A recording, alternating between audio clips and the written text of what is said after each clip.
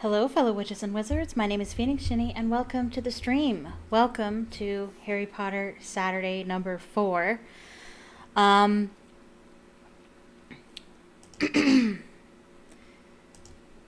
you so much for joining me today. Here we go. Yeah. So, exciting things happening. As always, first we're going to be reading a chapter of Harry Potter and Goblet of Fire, and then we will be writing some fan fiction. Although, actually, we're going to do something a little different because I actually finished chapter 3. I spent most of the day writing yesterday, and I got it all done, and so I'm going to read it to you instead. So we won't spend a whole lot of time on that, which means we'll have more time for Hogwarts Legacy right after that. So stay tuned. If you're here and you want to watch Hogwarts Legacy, stick it out because that's later in the stream. But do me a favor and leave a like on the stream. It's really, really helpful. And leave a comment down below if you're watching this and it's no longer live. Feel free to talk in the chat. This is not just me reading the book to you. It's a discussion. Feel free to join the discussion. I am growing in subscribers like every other day. I know it's only like one at a time and it's inching up, but it's so exciting to see the number go up. A lot of times it'll go up, then back down, then up, then back down, but it's just kind of going up now, and it's really exciting. So if you haven't already and you'd like to, click the subscribe button and turn on notifications so you can be notified the next time I go live. I will be going live next week. I haven't been going live on Fridays because I've had special things going on Fridays for the past 2 weeks, but I think this Friday I will be live streaming. So I'll be live streaming this week, this coming week. The schedule is different every time, so if you want to stay up to date on when I'm going to be streaming, hit that notification bell. Or you can follow me on Twitter, link in the description. I post my schedule there as well. I also have a Patreon linked in the description if you'd like to support me as a content creator. And I also have extra stuff, extra content on there. I'm a writer, so I have short stories on there. And I also have extra videos on there as well. And you don't have to be a patron to view all of it. There's some stuff on there that's free. Go and check it out, including my fanfiction. My fanfiction is free. And so if you've seen the samplings that I've had on these streams and you'd like more of that, it's for free. There in my Patreon, link in the description if you'd like to enjoy that. And I also have a TikTok and an Instagram. I just posted a couple videos, and some of them are doing really well. A clip of mine that I made that I got from I recently just posted on my Patreon for free, by the way. I recorded myself watching Harry Potter and the Sorcerer's Stone and put commentary, and I posted that video on my Patreon.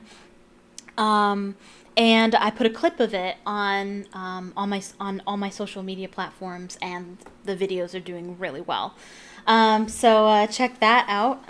Follow me on TikTok and Instagram to see more content.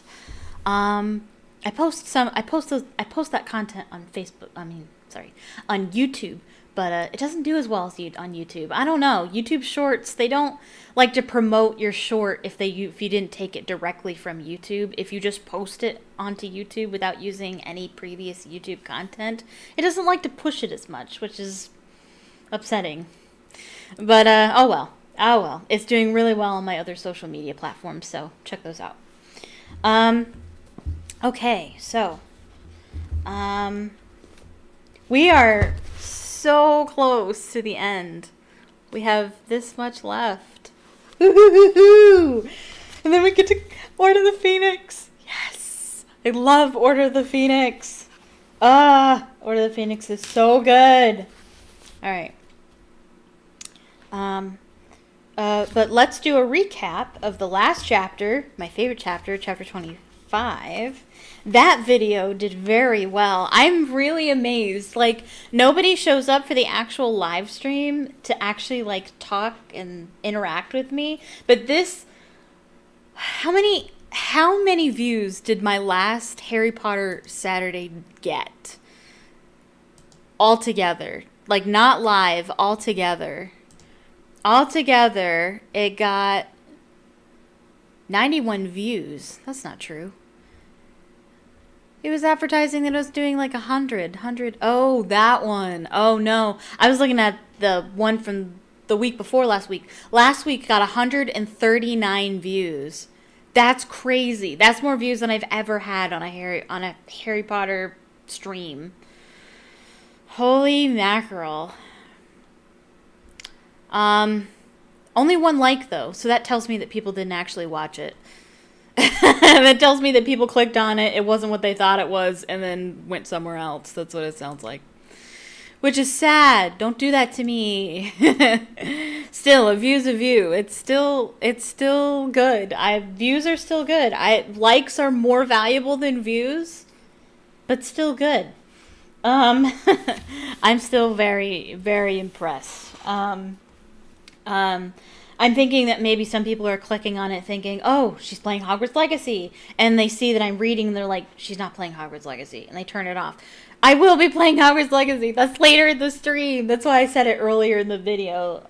And maybe I should say it regularly. I will be playing Hogwarts Legacy. That's later. Oh, also, last stream, I was trying to get the game to pop up. And it was popping up on the wrong monitor. So I was trying to fix it. And in order to fix it, I had to restart my computer. So I had to stop the stream and put it on a different stream. So if you were looking at last week's stream and you were like, where's Hogwarts Legacy? It's not in that stream. It's in a different stream, but it is still on my channel. And I'm going to be posting the Hogwarts Legacy portion of my stream separately anyway. In case, that's what people really want to see. And I might get extra views that way and all kinds of stuff. So some people, that's all they want to watch. They don't want to watch me reading. That's totally fine. So I'm posting it separately as well. But Hogwarts Legacy is coming. That's just later in the stream. Okay. Recap. Yes, that's what we were doing. Recap of chapter 25. Okay, yes. That was my favorite chapter. Harry has decided to take Cedric's advice. And put mascara on my eyes, on my eyelashes very hastily, and now it's like in my eye.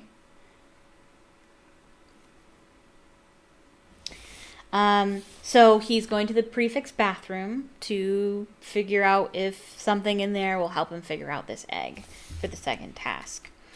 So he gets there, and the prefect's bathroom is fabulous. The bathtub is this gigantic swimming pool with thousands of taps that have all kinds of different stuff that they do. You have different kinds of bubbles and soap and all kinds of cool effects that they have. So he's enjoying it until he finds Moaning Myrtle, and he's quite upset because he's not clothed. So Myrtle kind of gives him a hard time. But she helps him figure out that he needs to go under the water with the egg and open it, and he listens and he hears singing about what the next task is going to be, and eventually Myrtle helps him come to the conclusion that there are mermaids in the Black Lake, and they're probably going to have to face mermaids in the Black Lake. That's the second task, pretty much.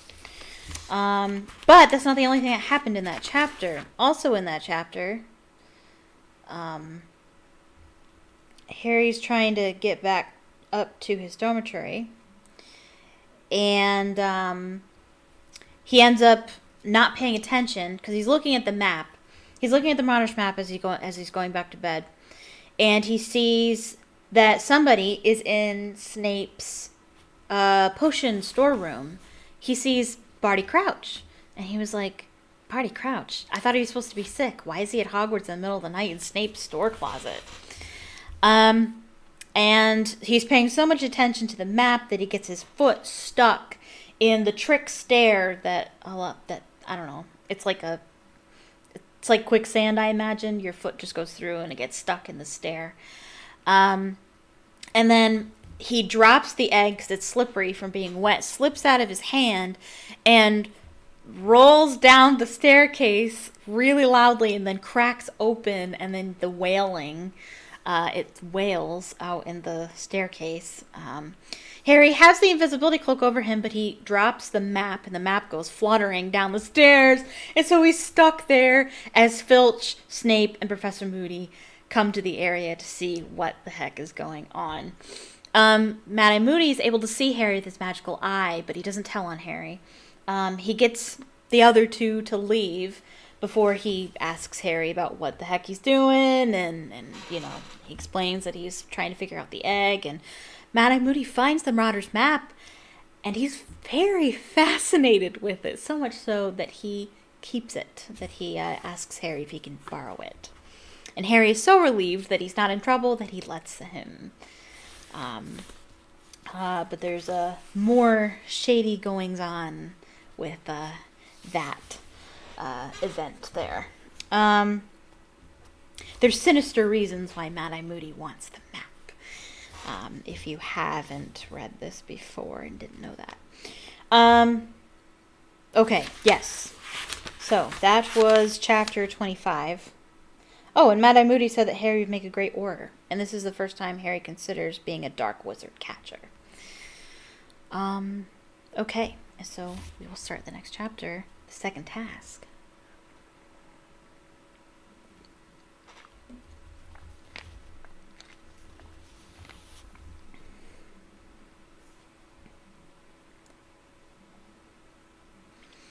Chapter 26, the second task. You said you'd already worked out that egg clue, said Hermione indignantly. Keep your voice down, said Harry crossly. I just need to sort of fine-tune it, all right? He, Ron, and Hermione were sitting at the very back of the charms class with a table to themselves. They were supposed to be practicing the opposite of the summoning charm today, the banishing charm. Ooh. Depulso! Isn't that what the banishing charm? I just really like the way Harry says it in the video game Harry Potter and the Order of the Phoenix. Depulso! He says it like really aggressively.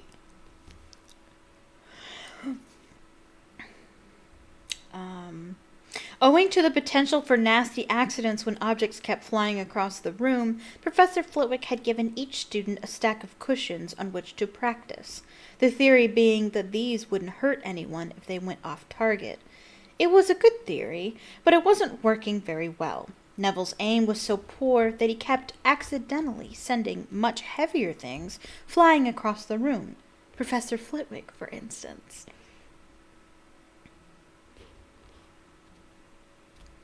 Just forget the egg for a minute, all right? Harry hissed as Professor Flitwick went whizzing resignedly past them.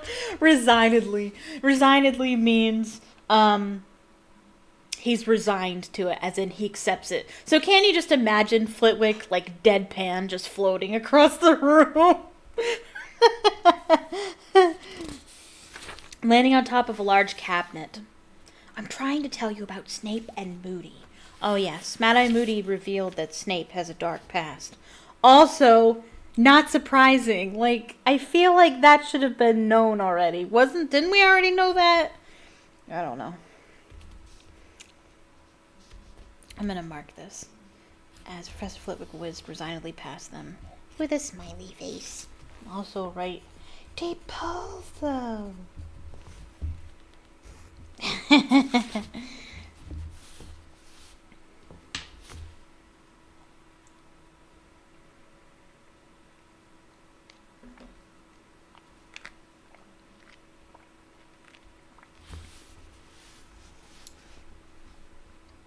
This class was an ideal cover for a private conversation, as everyone was having far too much fun to pay them any attention.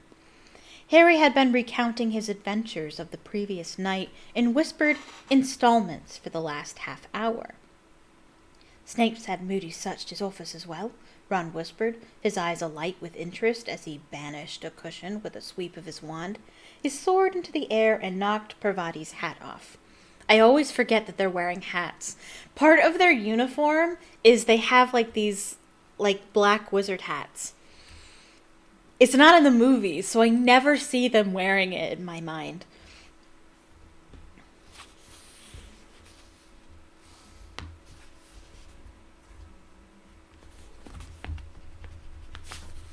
I'm writing that down.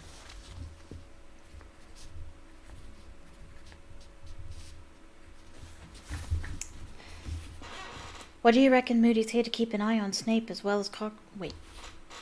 What? Do you reckon Moody's here to keep an eye on Snape as well as Karkaroff? Well, I don't know if that's what Dumbledore asked him to do, but he's definitely doing it, said Harry, waving his wand without paying much attention, so that his cushion did an odd sort of belly flop off the desk. Moody said Dumbledore only let Snape stay here because he's given him a second chance or something. What?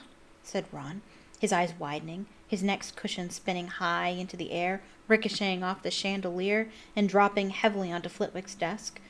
Harry, maybe Moody thinks Snape put your name in the Goblet of Fire. That's an interesting theory. It's completely wrong, but interesting theory. Oh, Ron, said Hermione, shaking her head skeptically. We thought Snape was trying to kill Harry before, and it turned out he was saving Harry's life, remember? Yes, that was Philosopher's Stone. We always think it's Snape, right? And there's only going to be one time where Harry's right.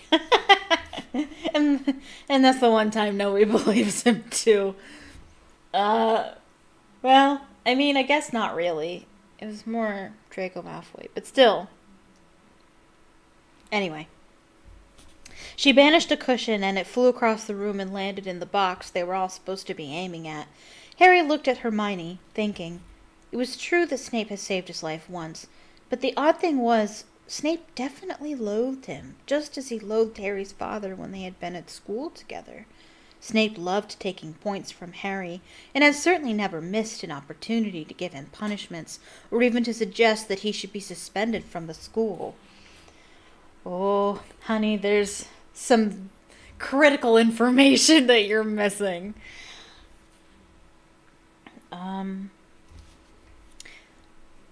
I don't care what Moody says, Hermione went on. Dumbledore was not stupid. He was right to trust Hagrid and Professor Lupin, even though loads of people wouldn't have given them jobs. So why shouldn't he be right about Snape, even if Snape is a bit evil? Said Ron promptly. Come on, Hermione, why are all these Dogwood catchers searching his office then? Why has Mr. Crouch been pretending to be ill? Said Hermione, ignoring Ron. It's a bit funny, isn't it, that he can't manage to come to the Yule Ball, but he can get up here in the middle of the night when he wants to? You just don't like Crouch because of that elf Winky, said Ron, sending a cushion soaring into the window. You just want to think Snape's up to something, said Hermione, sending her cushion zooming neatly into the box. I just want to know what Snape did with his first chance, if he's on his second one. Yes, well, Harry's in the predicament that he is. Not Goblet of Fire wise, I mean his whole life wise. Harry is an orphan because of Snape's first chance. But anyway, that's a tale for another book, said Harry grimly, and his cushion, to his very great surprise, flew straight across the room and landed neatly on top of Hermione's. Ooh, is that symbolic? Did J.K. Rowling put that there on purpose to make us think, yes, that is the right question? Obedient to Sirius's wish of hearing about anything odd at Hogwarts, Harry sent him a letter by Brown Owl that night, explaining all about Mr. Crouch breaking into Snape's office, and Moody and Snape's conversation. Then Harry turned his attention in earnest to the most urgent problem facing him, how to survive underwater for an hour on the 24th of February. Which wasn't that long ago. Come seek us where... I just love this part in the movie. And it's not, like, that amazing of a scene, but, like, I just have distinct memories as a kid watching it. I used to fall asleep to the Harry Potter movies. I used to play them when TVs had DVD players. I had a TV with a DVD player. Or sometimes on my computer, when computers had disk drives. I used to play it on my computer when I had a computer. Before that, I had a TV. Or was it after that? I don't know. Anyway, if anybody still owns the Harry Potter DVDs, one, not the first one, not the second one, not the third one, the fourth one, the fifth one, the sixth one. I don't actually know about the Deathly Hallows because I never fell asleep to Deathly Hallows. I could not sleep to Deathly Hallows. Deathly Hallows is too dark, too sad. That negative energy would just not let me sleep. But I fell asleep during Goblet of Fire, Order of the Phoenix, and Half-Blood Prince. All those movies, they replay. If you leave them if they're left on the main menu, they'll just play automatically. So you can fall asleep to the movie playing and wake up to the movie playing. And it was always fun to kind of wake up at a different part in the movie. And I often woke up at that part, and I'm just remembering my childhood and just when I first saw the movie and how excited I was and how much I loved the movie when I first saw it, and how like I memorized that scene at one point. I don't know. It's more nostalgic for me than anything. Harry, tell me again. Come seek us where our voices sound. The Black Lake, that's obvious. An hour long you have to look. Again, obvious. Though potentially a bit problematic. Problematic? When's the last time you held your breath underwater for an hour, Hermione? Look, Harry, we can do this. The three of us can figure it out. And then all of a sudden Moody comes in and takes them away. And then Neville comes in. Neville, no offense, but I really don't care about plants. It's just, I don't know. I really like that scene. Anyway. Why am I talking about this? Oh, yeah. Ron quite liked the idea of using the summoning charm again. Harry had explained about aqualungs, and Ron couldn't see why Harry shouldn't summon aqualungs. Oh, you mean like scuba diving equipment? I didn't realize they had a name. I mean, there's rebreathers, but not all of them rebreathe. I don't know.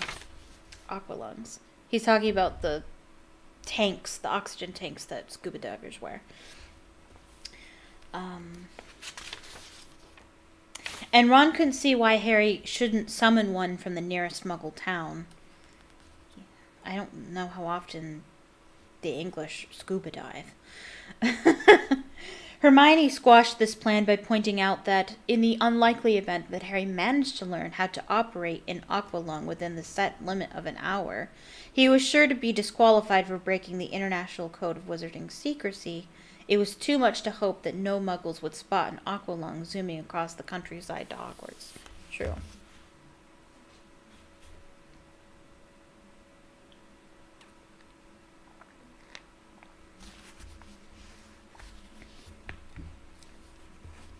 Of course, the ideal solution would be for you to transfigure yourself into a submarine or something. Can you do that? Can wizards do that?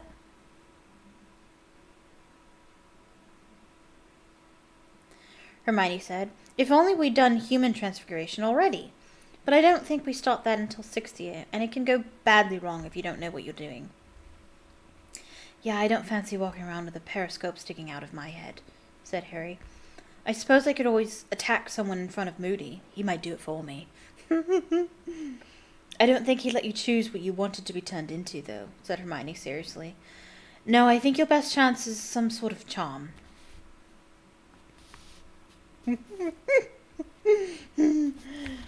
So Harry, thinking he would soon have had enough of the library to last him a lifetime, buried himself once more among the dusty volumes, looking for any spell that might enable a human to survive without oxygen. However, though he, Ron, and Hermione searched through their lunchtimes, evenings, and whole weekends, though Harry asked Professor McGonagall for a note of permission to use the restricted section, and even asked the irritable, vulture-like librarian, Madame Pince, for help, They found nothing whatsoever that would enable Harry to spend an hour underwater and live to tell the tale. They need a computer. I wrote that on the side. They need Wizard Google. They can call it Woogle. That's not my joke. That's a Call Me Kevin joke. If you don't know who he is, look him up on YouTube right after the stream. He is hilarious. He played all the Harry Potter games, every single one of them, and finished all of them except Goblet of Fire, which I'm still salty about. And he's played a little bit of Hogwarts Legacy as well on his channel. He's really funny. Check him out. Familiar flutterings of panic were starting to disturb Harry now, and he was finding it difficult to concentrate in class again. The lake, which Harry had always taken for granted as just another feature of the grounds, drew his eyes whenever he was near a classroom window, a great iron-gray mass of chilly water, whose dark and icy depths were starting to seem as distant as the moon. Just as it had before he faced the Horntail, time was slipping away as though somebody had bewitched the clocks to go extra fast. There was a week to go before February the 24th. There was still time. There were 5 days to go. He was bound to find something soon. 3 days to go. Please let me find something. Please. With 2 days left, Harry started to go off food again. The only good thing about breakfast on Monday was the return of the brown owl he had sent to Sirius. He pulled off the parchment, unrolled it, and saw the shortest letter Sirius had ever written to him. Send date of next Hogsmeade weekend by return owl. Harry turned the parchment over and looked at the back, hoping to see something else, but it was blank. Weekend after next, whispered Hermione, who had read the note over Harry's shoulder. Here, take my quill and send this owl back straight away. Harry scribbled the dates down on the back of Sirius's letter, tied it onto the brown owl's leg, and watched it take flight again. What had he expected? Advice on how to survive underwater? He had been so intent on telling Sirius all about Snape and Moody, he had completely forgotten to mention the egg's clue. What's he want to know about the next Hogsmeade visit for? Hogsmeade weekend for, said Ron. Because he wants to come and visit.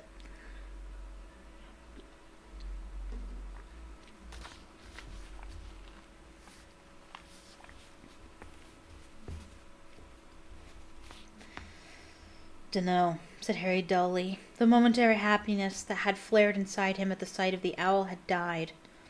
Come on, care of magical creatures.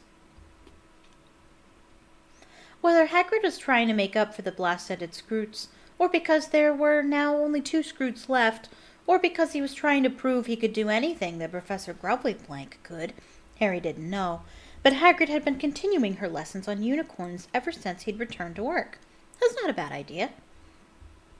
It turned out that Hagrid knew quite as much about unicorns as he did about monsters, though it was clear that he found their lack of poisonous fangs disappointing. Today he had managed to capture 2 unicorn foals. Unlike full-grown unicorns, they were pure gold.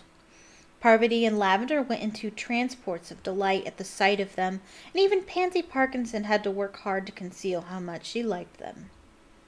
Easier to spot than the adults, Hagrid told the class. They turn silver when they're about 2 years old, and they grow horns at around 4. Don't go pure white till they're full grown, round about 7. They're a bit more trustin' when they're babies. Don't mind boys so much. Come on, move in a bit. You can pat 'em if you want. Give 'em a few of these sugar lumps. You okay, Harry? Hagrid muttered, moving aside slightly, while most of the students swarmed around the baby unicorns. Baby unicorns! I want to see them. Yeah, said Harry. Just nervous, eh? Said Hagrid. Bit, said Harry. Harry, said Hagrid, clapping a massive hand on his shoulder, so that Harry's knees buckled under its weight. I'd been worried before I saw you take on that horntail, but I know now you can do anything you set your mind to. I'm not worried at all. You're going to be fine. Got your clue worked out, haven't you? Harry nodded, but even as he did so, an insane urge to confess that he didn't have any idea how to survive at the bottom of the lake for an hour came over him. He looked at Hagrid. Perhaps he had to go into the lake sometimes, to deal with the creatures in it. He looked after everything else on the grounds, after all. You're going to win, Hagrid growled, patting Harry's shoulder again, so that Harry actually felt himself sink a couple of inches into the soft ground. I know it. I can feel it. You're going to win, Harry. Yeah? Yeah? Well, about that. That's not necessarily a good thing in this book. Harry just couldn't bring himself to wipe the happy, confident smile off Hagrid's face. Pretending he was interested in the young unicorns, he forced a smile in return and moved forward to pat them with the others. By the evening before the second task, Harry felt as though he were trapped in a nightmare. He was fully aware that even if, by some miracle, he managed to find a suitable spell, he'd have a real job mastering it overnight. How could he have let this happen? You were told! Hermione tried to tell you not to put it off. Why hadn't he got to work on the egg's clue sooner? Why had he ever let his mind wander in class? What if a teacher had once mentioned how to breathe underwater? He sat with Hermione and Ron in the library as the sun set outside, tearing feverishly through page after page of spells, hidden from one another by the massive piles of books on the desk in front of each of them. Harry's heart gave a huge leap every time he saw the word water on a page, but more often than not it was merely, take 2 pints of water, half a pound of shredded mandrake leaves, and a newt. A newt. I got better. I wrote that in here the last time I read this.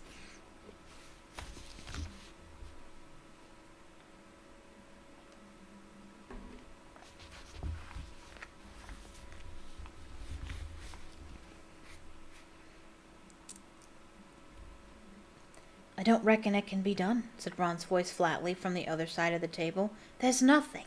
Nothing. Closest was that thing to dry up puddles and ponds, that drought charm, but that was nowhere near powerful enough to drain the lake. There must be something, Hermione muttered, moving a candle closer to her.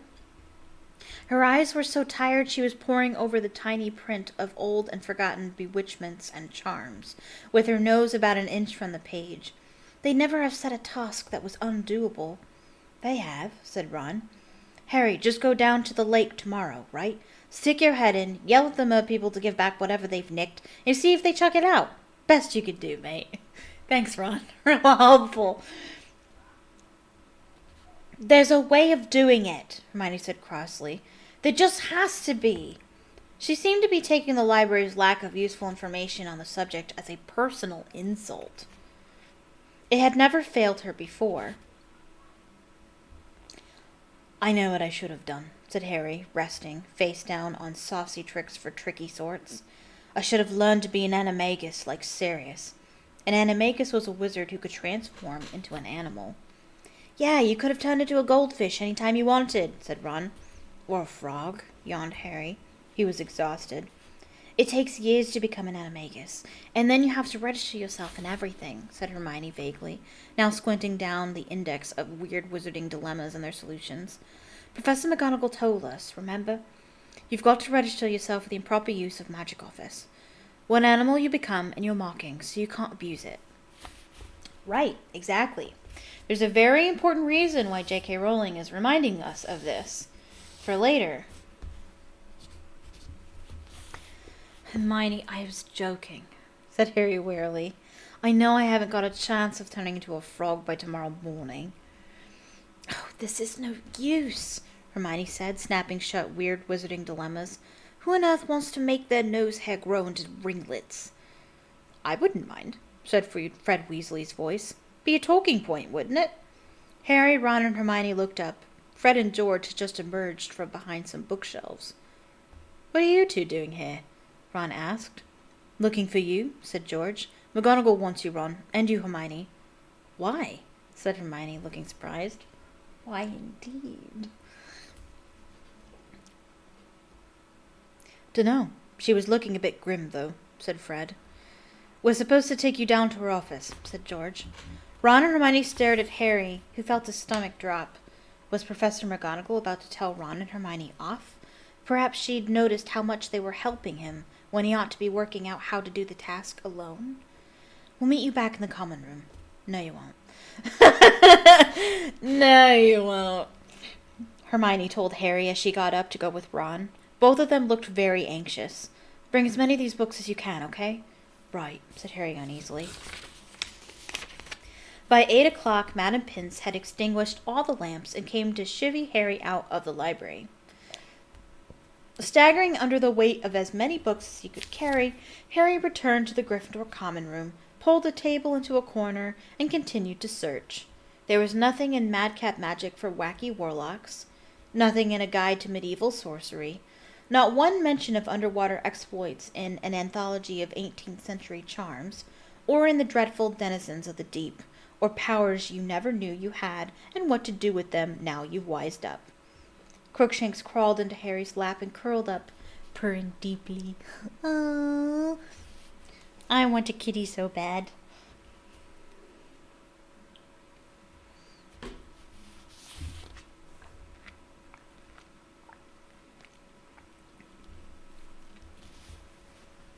The common room emptied slowly around Harry. People kept wishing him luck for the next morning in cheery, confident voices like Hagrid's, all of them apparently convinced that he was about to pull off another stunning performance like the one he had managed in the first task. Harry couldn't answer them. He just nodded, feeling as though there were a golf ball stuck in his throat. By 10 to midnight, he was alone in the room with Crookshanks. He had searched all the remaining books, and Ron and Hermione had not come back. How? This really is a nightmare. Oh man, that sucks. I wish I could tell him that it's going to be okay, that you're going to wake up with the answer. It's over, he told himself. You can't do it. You'll just have to go down to the lake in the morning and tell the judges. How humiliating would that be? Harry's about to explain how humiliating that would be. He imagined himself explaining that he couldn't do the task. He pictured Bagman's look of round-eyed surprise, Karkaroff's satisfied yellow-toothed smile. He could almost hear Fleur Delacour saying, I knew it. He's too young. He's only a little boy. He saw Malfoy flashing his Potter Stinks badge at the front of the crowd, saw Hagrid's crestfallen, disbelieving face. Forgetting that Crookshanks was on his lap, Harry stood up very suddenly. Crookshanks hissed angrily as he landed on the floor, gave Harry a disgusted look, and stalked away with his bottle-brush tail in the air, but Harry was already hurrying up the spiral staircase to his dormitory. He would grab the invisibility cloak and go back to the library. He'd stay there all night if he had to. Lumos, Harry whispered 15 minutes later as he opened the library door.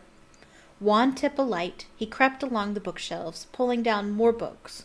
Books of hexes and charms, books on merpeople and water monsters, books on famous witches and wizards, on magical inventions, on anything at all that might include one passing reference to underwater survival.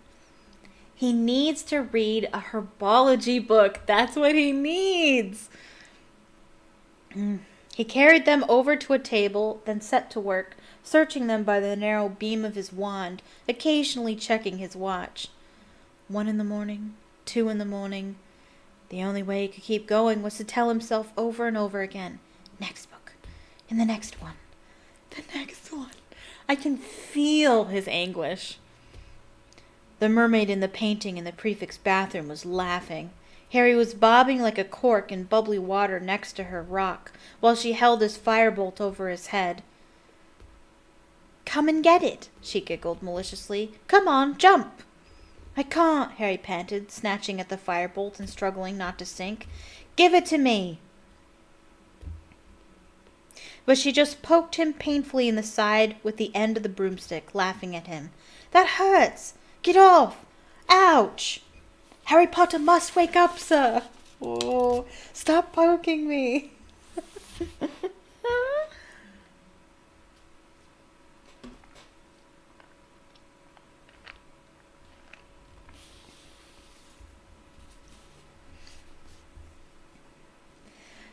Dobby must poke Harry Potter, sir. He must wake up. Harry opened his eyes. He was still in the library. The invisibility cloak had slipped off his head as he slept, and the side of his face was stuck to the pages of Where There's a Wand, There's a Way. He sat up, straightened his glasses, blinking in the bright daylight.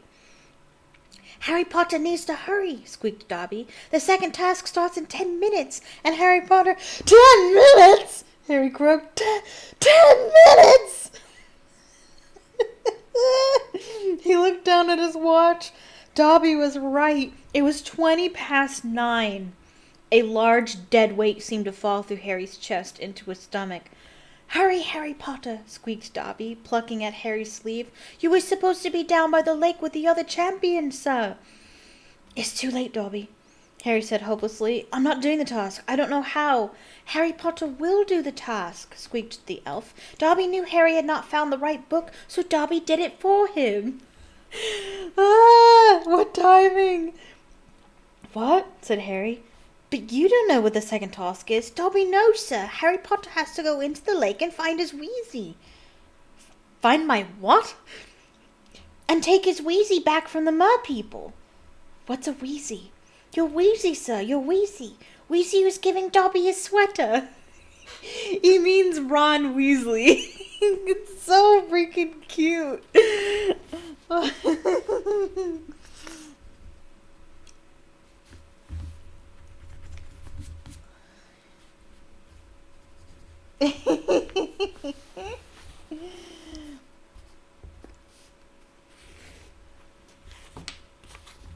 Dobby plucked at the shrunken maroon sweater he was now wearing over his shorts. "What?" Harry gasped. They've got Ron?" "The thing Harry Potter will miss most, sir," squeaked Dobby. "But past an hour, the prospect's black," Harry recited, staring horror-struck at the elf. "Too late. It's gone. It won't come back. Dobby, what have I got to do?" "'Cause Ron is in danger." I was going to say something. How does Dobby know? I forget how he knows. Oh, he's going to explain it later down the page. "You has to eat this, sir," squeaked the elf, and he put his hand in the pocket of his shorts and drew out a ball of what looked like slimy grayish-green rat tails. "Right before you go into the lake, sir. Gillyweed." "What's it do?" said Harry, staring at the gillyweed. "It will make Harry Potter breathe underwater, sir." "Dobby," said Harry frantically, "listen. Are you sure about this?" "What other options do you have, Harry?" He couldn't quite forget that the last time Dobby had tried to help him, he had ended up with no bones in his right arm. "Dobby is quite sure, sir," said the elf earnestly. "Dobby hears things, sir. He is a house elf. He goes all over the castle as he lights the fires and mops the floors. Dobby heard Professor McGonagall and Professor Moody in the staff room talking about the next task. Dobby cannot let Harry Potter lose his WHEEZY." Harry's doubts vanished. Jumping to his feet, he pulled off the invisibility cloak, stuffed it into his bag, grabbed the gillyweed, and put it into his pocket, then tore out of the library with Dobby at his heels.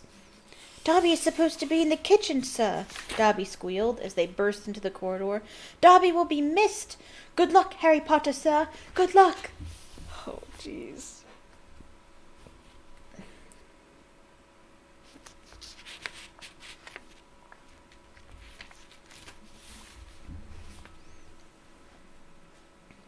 "See you later, Dobby," Harry shouted, and he sprinted along the corridor and down the stairs, 3 at a time.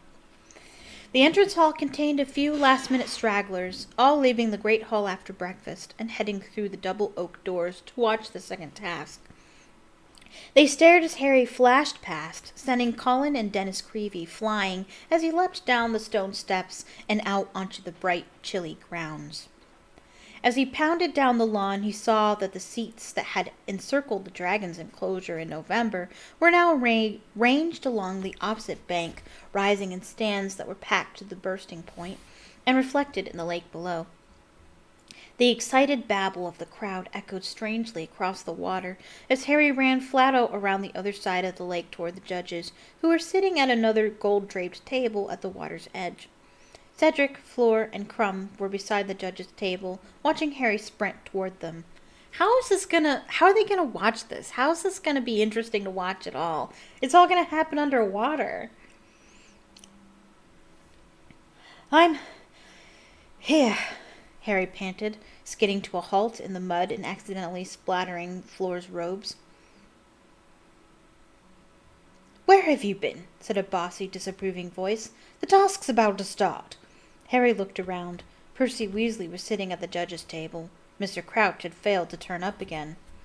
Now, Percy, said Ludo Bagman, who was looking intensely relieved to see Harry. Let him catch his breath. Dumbledore smiled at Harry, but Karkaroff and Madame Maxime didn't look at all pleased to see him. It was obvious from the looks on their faces that they had thought he wasn't going to turn up. Harry bent over, hands on his knees, gasping for breath. He had a stitch in his side that felt as though he had a knife between his ribs, but there was no time to get rid of it. Ludo Bagman was now moving among the champions, spacing them along the bank at intervals of 10 feet. Harry was on the very end of the line, next to Crumb, who was wearing swimming trunks and was holding his wand ready. All right, Harry, Bagman whispered as he moved Harry a few feet further away from Crumb. Know what you're going to do? Yeah, Harry panted, massaging his ribs. Bagman gave Harry's shoulder a quick squeeze and returned to the judge's table. He pointed his wand at his throat as he had done at the World Cup and said, Sonorous, and his voice boomed out across the dark water toward the stands. Well, all our champions are ready for the second task, which will start at my whistle. They have precisely an hour to recover what has been taken from them. On the count of 3, then. 1, 2, 3! The whistle echoed shrilly in the cold, still air. The stands erupted with cheers and applause. Without looking to see what the other champions were doing, Harry pulled off his shoes and socks, pulled the handful of gillyweed out of his pocket, stuffed it into his mouth, and waded out into the lake.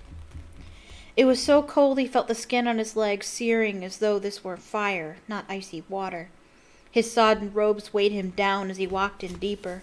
Now the water was over his knees, and his rapidly numbing feet were slipping over slit and flat, slimy stones. He was chewing the gillyweed as hard and fast as he could. It felt unpleasantly slimy and rubbery, like octopus tentacles. Waist deep in the freezing water, he stopped, swallowed, and waited for something to happen. Oh, something better happen. The way it looks in the movie, it kind of looks like stuff you'd find in a tackle box.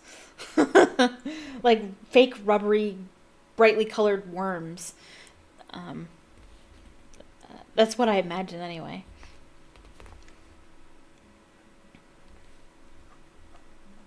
He could hear laughter in the crowd and knew he must look stupid, walking into the lake without showing any sign of magical power. The part of him that was still dry was covered in goose pimples. Half immersed in the icy water, a cruel breeze lifting his hair, Harry started to shiver violently.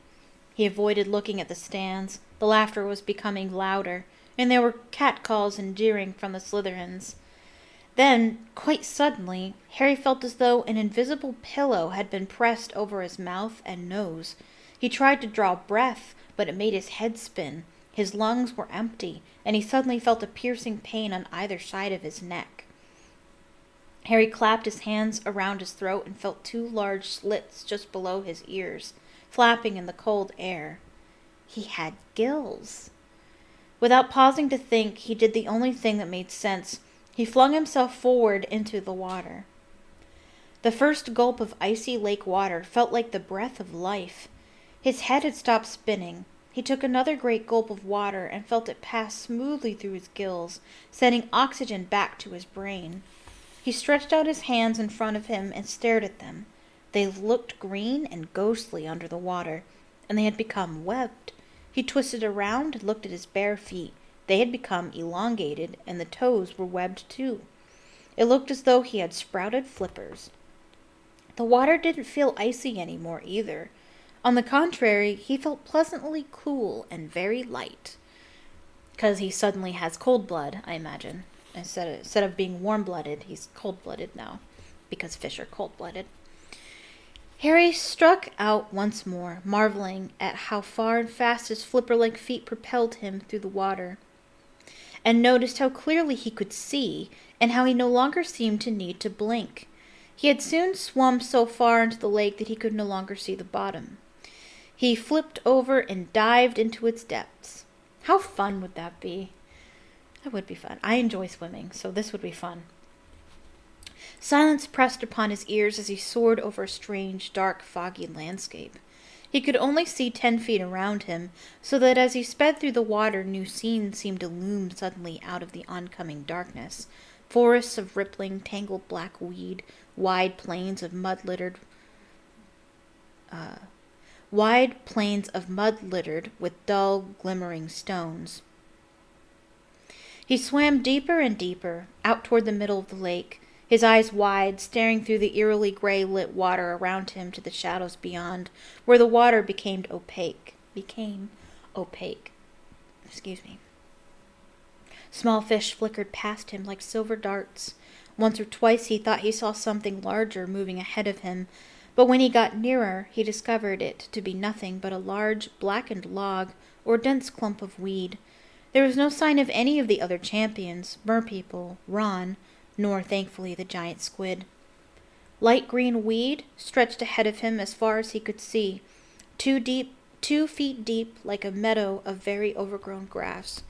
Harry was staring unblinkingly ahead of him, trying to discern shapes through the gloom, and then, without warning, something grabbed hold of his ankle.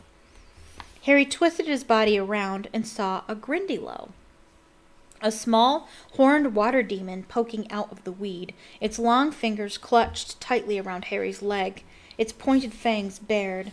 Harry stuck his webbed hand quickly inside his robes and fumbled for his wand. By the time he had grasped it, 2 more Grindylows had risen out of the weed, had seized handfuls of Harry's robes, and were attempting to drag him down.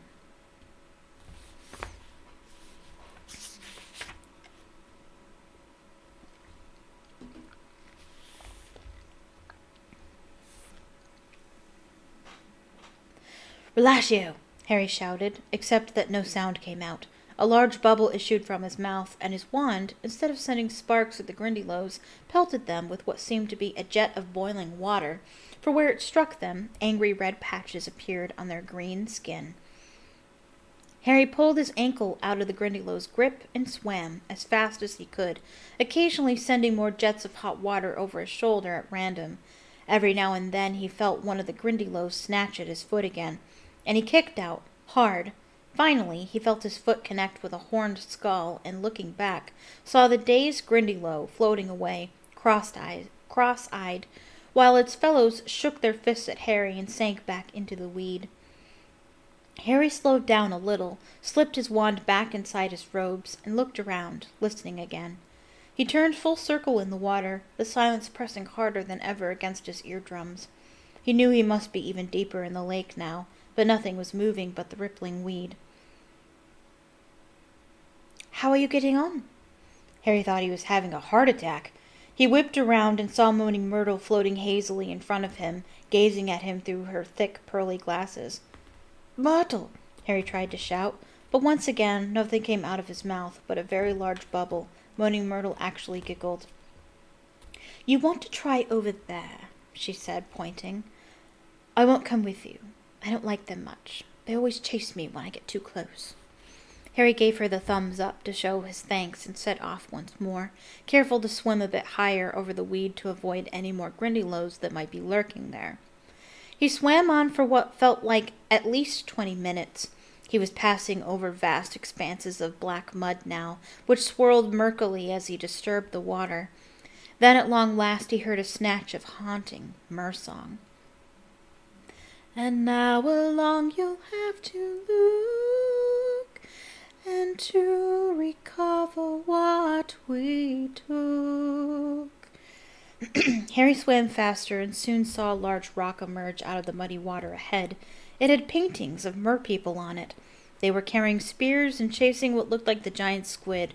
Harry swam on past the rock, following the mer-song. "Your times have gone, so tarry not, lest what you seek stays here to rot." A cluster of crude stone dwellings stained with algae loomed suddenly out of the gloom on all sides. Here and there at the dark windows, Harry saw faces that bore no resemblance at all to the painting of the mermaid in the prefect's bathroom. The merpeople had grayish skin and long, wild, dark green hair. Their eyes were yellow, as were their broken teeth, and they wore thick ropes of pebbles around their necks. They leered at Harry as he swam past. One or two of them emerged from their caves to watch him better, their powerful silver fishtails beating the water, spears clutched in their hands.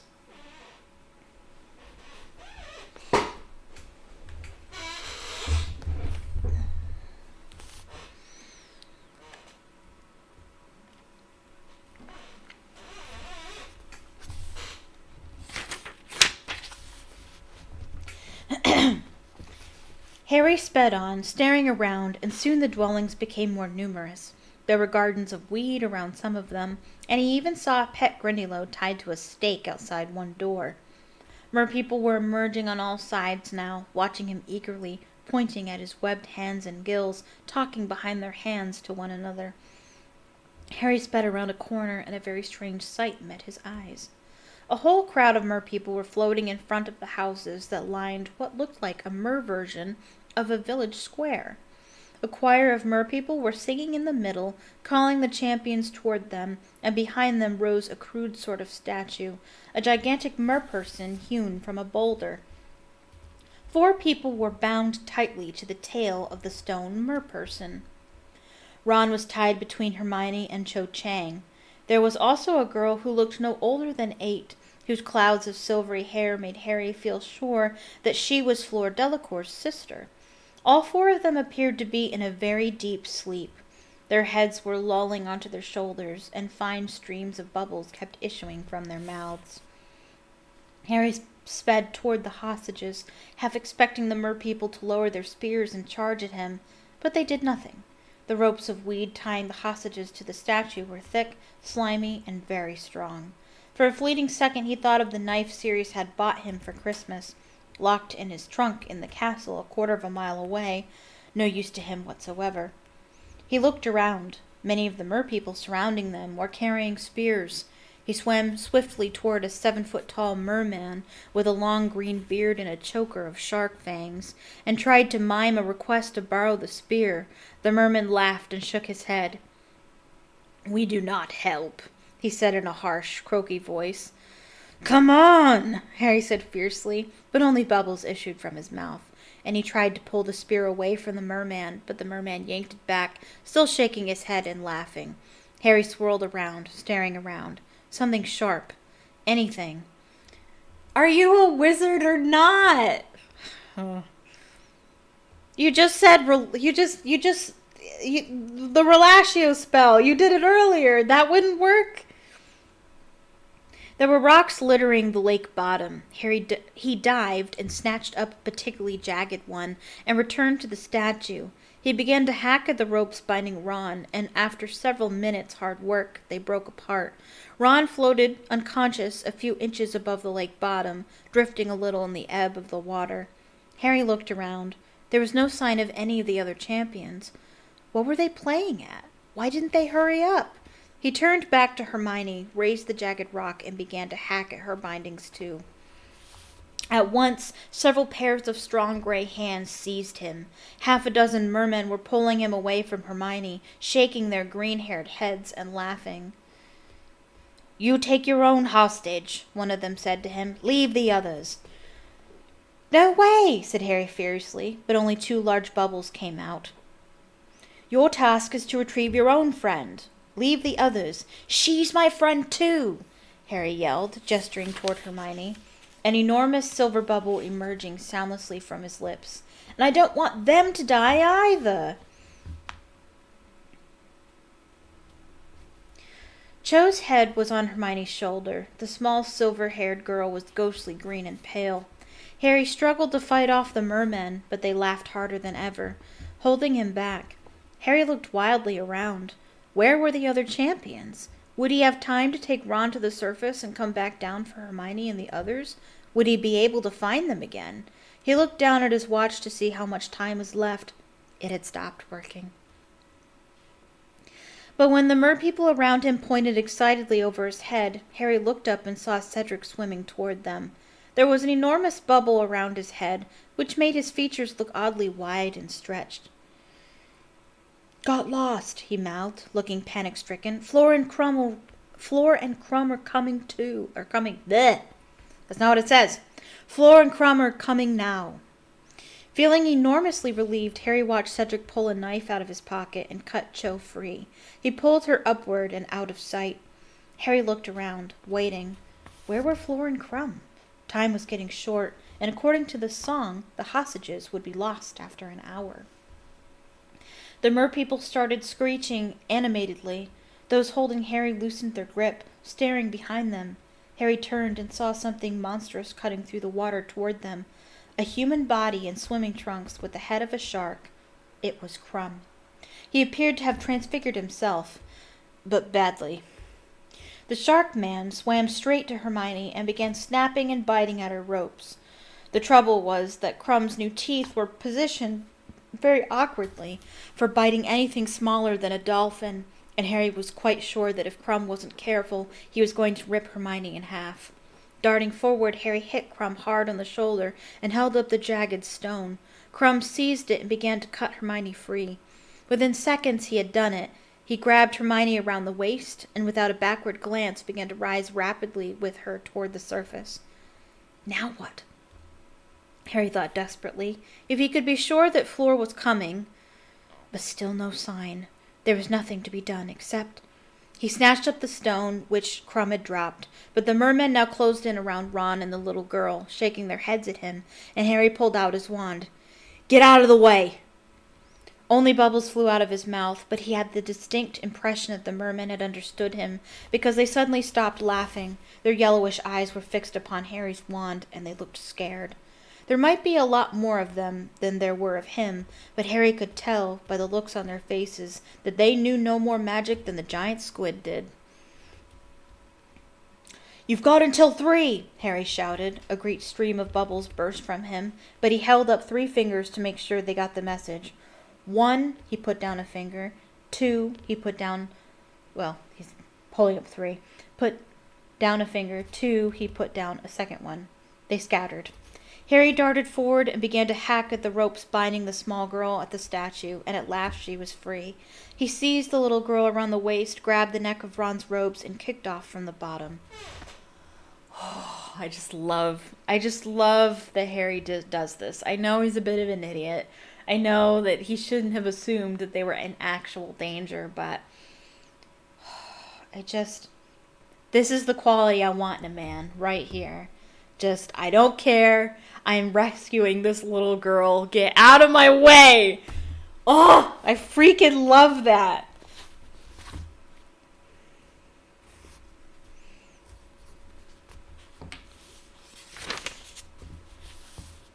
It was very slow work. He could no longer use his webbed hands to propel himself forward.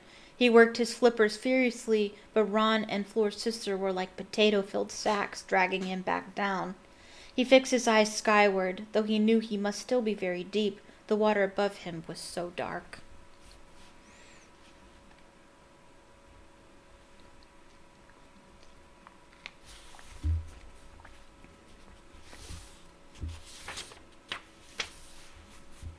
Merpeople were rising with him. He could see them swirling around him with ease, watching him struggle through the water.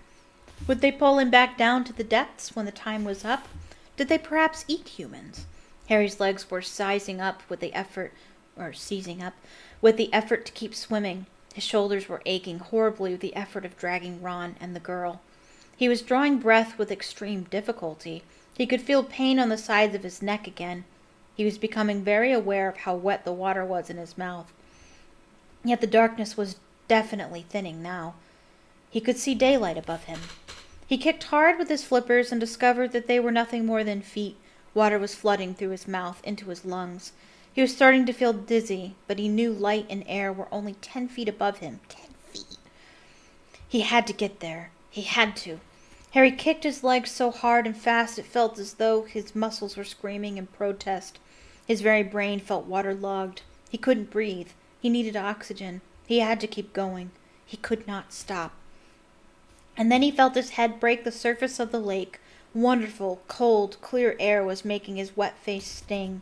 He gulped it down, feeling as though he had never breathed properly before, and panting, pulled Ron and the little girl up with him. All around him, wild, green-haired heads were emerging out of the water with him, but they were smiling at him. Oh, they think you're stupid. That's cute. The crowd in the stands were making a great deal of noise, shouting and screaming. They all seemed to be on their feet. Harry had the impression they thought that Ron and the little girl might be dead, but they were wrong. Both of them had opened their eyes. The girl looked scared and confused, but Ron merely expelled a great spout of water, blinked in the bright light, turned to Harry and said, "Wet this, isn't it?" Then he spotted Flora's sister. "What did you bring her for?" "Flora didn't turn up. I couldn't leave her," Harry panted. "Harry, you prat," said Ron. "You didn't take that song thing seriously, did you? Dumbledore wouldn't have let any of us drown." "The song said it was only to make sure you got back inside the time limit," said Ron. "I hope you didn't waste time down there acting the hero." "Oh, he did. He got there first." Harry felt both stupid and annoyed. It was all very well for Ron. He'd been asleep. He hadn't felt how eerie it was down in the lake, surrounded by spear-carrying mer-people who looked more than capable of murder. "Come on," Harry said shortly. "Help me with her. I don't think she can swim very well." They pulled Flora's sister through the water, back toward the bank where the judges stood watching, 20 mer-people accompanying them like a guard of honor, singing their horrible, screechy songs. Harry could see Madame Pomfrey fussing over Hermione, Krum, Cedric, and Cho, all of whom were wrapped in thick blankets. Dumbledore and Ludo Bagman stood beaming at Harry and Ron from the bank as they swam nearer, but Percy, who looked very white and somehow much younger than usual, came splashing out to meet them. Aww. Meanwhile, Madame Maxime was trying to restrain Fleur Delacour, who was quite hysterical, fighting tooth and nail to return to the water.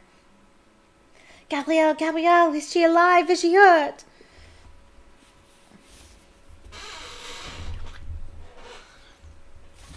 "She's fine," Harry tried to tell her, but he was so exhausted he could hardly talk, let alone shout.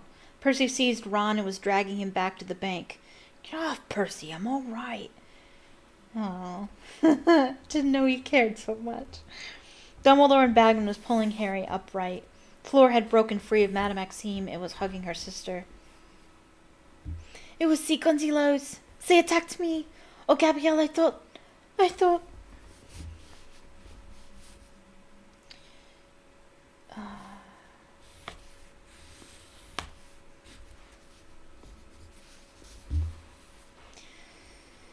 "Come here, you," said Madame Pomfrey. She seized Harry and pulled him over to Hermione and the others, wrapped him so tightly in a blanket that he felt as though he were in a straitjacket, and forced a measure of very hot potion down his throat. Steam gushed out of his ears.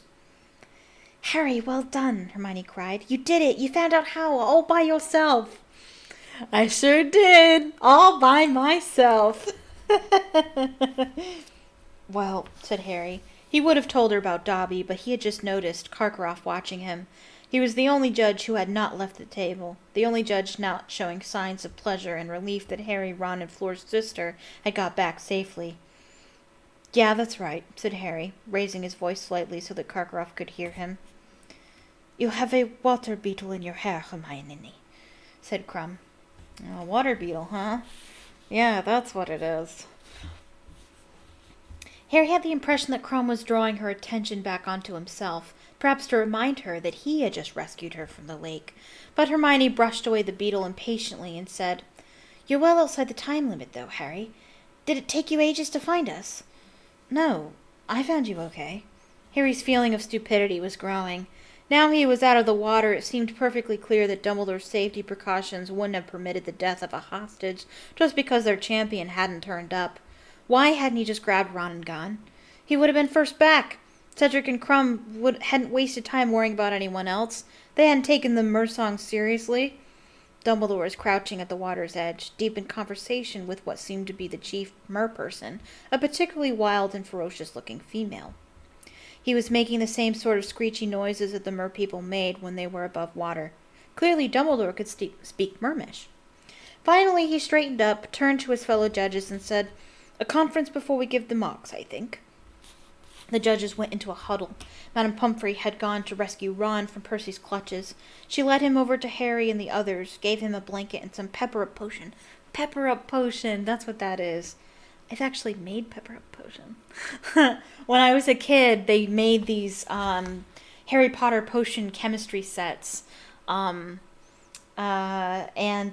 you could make all these different potions.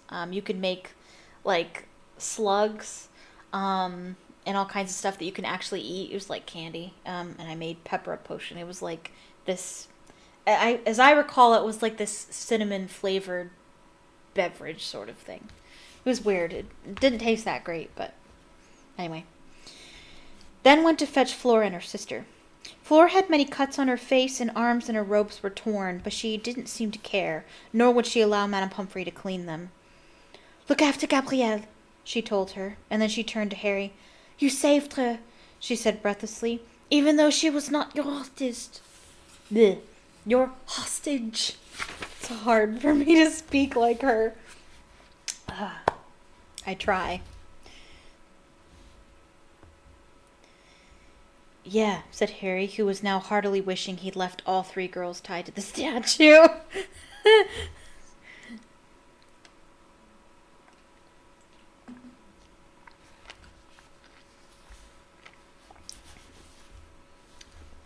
Flora bent down, kissed Harry twice on each cheek. He felt his face burn and wouldn't have been surprised if steam was coming out of his ears again. Then said to Ron, "And you too! You helped!" "Yeah," said Ron, looking extremely hopeful. "Yeah, a bit." Flora swooped down on him too and kissed him. Hermione looked simply furious. But just then, little Bagman's magically magnified voice boomed out beside them, making them all jump and causing the crowd in the stands to go very quiet. "Ladies and gentlemen, we have reached our decision. Merchieftainess Mercus has told us exactly what happened at the bottom of the lake, and we have therefore decided to award marks out of 50 for each of the champions, as follows. Fleur Delacour, though she demonstrated excellent use of the bubblehead charm, was attacked by Grindylows as she approached her goal and failed to retrieve her hostage. We award her 25 points. Applause from the stands. "I deserved 0, said Flora throatily, shaking her magnificent head. Cedric Diggory, who also used the bubblehead charm, was first to return with his hostage, though he returned 1 minute outside the time limit of an hour. Enormous cheers from the Hufflepuffs in the crowd. Harry saw Cho give Cedric a glowing look. We therefore award him 47 points. Harry's heart sank. If Cedric had been outside the time limit, he most certainly had been. Victor Crumb used an incomplete form of transfiguration, which was nevertheless effective, and was second to return with his hostage. We award him 40 points. Karkaroff clapped particularly hard, looking very superior. Harry Potter used gillyweed to great effect, Bagman continued. He returned last, and well outside the time limit of an hour. However, the Merchieftainess informed us that Mr. Potter was first to reach the hostages, and that the delay in his return was due to his determination to return all hostages to safety, not merely his own. Ron and Hermione both gave Harry half-exasperated, half-commiserating looks. Oh, that's Harry. Of course he did. That's what that was. Most of the judges, and here Bagman gave Karkaroff a very nasty look, feel that this shows moral fiber and merits full marks. However, Mr. Potter's score is 45 points. Harry's stomach leapt. He was now tying for first place with Cedric. Ron and Hermione, caught by surprise, stared at Harry, then laughed and started applauding hard with the rest of the crowd. There you go, Harry, Ron shouted over the noise. You weren't being thick after all. You were showing moral fiber. Well done, moral fiber. Fleur was clapping very hard too, but Crumb didn't look happy at all. He attempted to engage Hermione in conversation again, but she was too busy cheering Harry to listen. The third and final task will take place at dusk on the 24th of June, continued Bagman. The champions will be notified of what is coming precisely 1 month beforehand. Thank you all for your support of the champions." It was over, Harry thought dazedly, as Madame Pomfrey began herding the champions and hostages back to the castle to get into dry clothes. It was over. He had got through. He didn't have to worry about anything now until June the 24th. But do not wait, for heaven's sake. Next time he was in Hogsmeade, Harry decided, as he walked back up the stone steps into the castle, he was going to buy Dobby a pair of socks for every day of the year. Aww. But that's the end of the chapter. Next chapter for next week is chapter 27, Padfoot Returns. This chapter is not in the movie at all.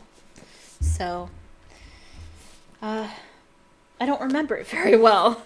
All that to say. All right. So now is our time for some fan fiction. Usually I would write fan fiction at this time, but as I said earlier, I've already written it. I spent pretty much all day yesterday writing, and I completed the chapter. And so now I will get you... Oh, where am I going to plug this in? All my USBs are plugged in. I don't think it's in my cloud. Well, I will have to find a place to plug this in. But we will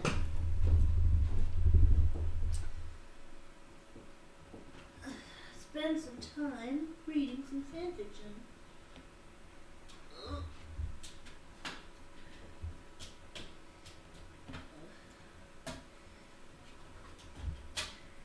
Go ahead, please.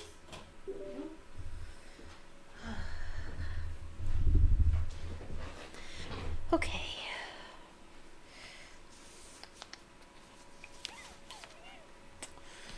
Let me pull it up. Pretty please.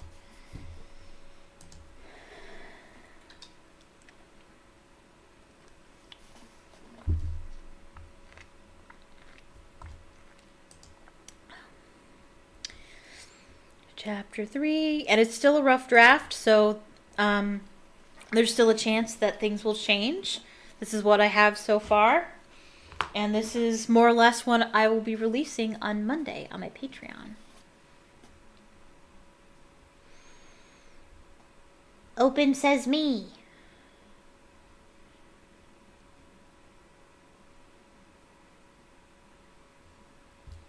Is it opening?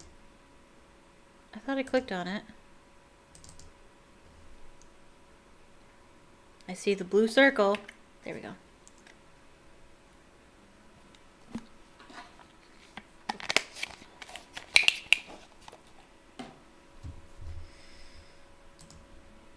Okay. So now we're going to read some fan fiction, and then I'll have my intermission, and then after my intermission, I will play some Hogwarts Legacy. Alright, so I will read the whole thing to you. It's 11 pages, double-spaced. You're familiar with the first part because I wrote the first part with you. Or if you are seeing this for the first time, you'll be hearing this for the first time. So, let me put it on the screen for you in case you want to read along. There we are. In Your Shoes, Chapter 3. If you're new to this story, it's my Harry Potter fanfiction in which Harry and Draco swap places, and they have to learn to be each other for a while, which naturally causes some chaos. They have currently just swapped this morning, and so now this is their first day being each other, trying to navigate that situation. In Your Shoes, Chapter 3. Draco's stomach churned as he set foot into the Charms classroom in Harry's shoes. He was late, of course, for he had to return to Gryffindor Tower to change clothes. Thankfully, some late first-years were rushing out of the portrait hole, for Draco didn't know the password to get in. Everyone stared at him as he entered the classroom full of seated students. It was as if they could see right through him. Professor Flitwick scowled at him. "You're late, Mr. Potter." "Sorry," Draco muttered, still uncomfortable with Harry's voice in his mouth. At first he was unsure of where to sit, but Ron and Hermione caught his eye, and he remembered that he was supposed to be friends with them. They signaled for him to join them, puzzled at his hesitation. He sat down. "Where were you?" Hermione whispered anxiously as Flitwick started the lesson. "Ron said you were upset about something." Draco didn't want to answer her. He hated being only a seat away from her. "Yeah, what happened this morning? Are you okay?" "I'm fine," Draco said curtly. "I was afraid... Well," Ron started. He lowered his voice further. "I thought maybe you had another dream." "What?" Draco said, thoroughly confused. "You know. About you-know-who?" Draco spoke without thinking. "Potter has dreams about the Dark Lord?" Were Ron and Hermione serious? Draco had to stop himself from scoffing. How pathetic, he thought. Fighting the Dark Lord wasn't enough during the day. He had to be special in his sleep, too. Ron and Hermione looked at him as if a horn was growing out of his head. That was when Draco realized he had said something wrong.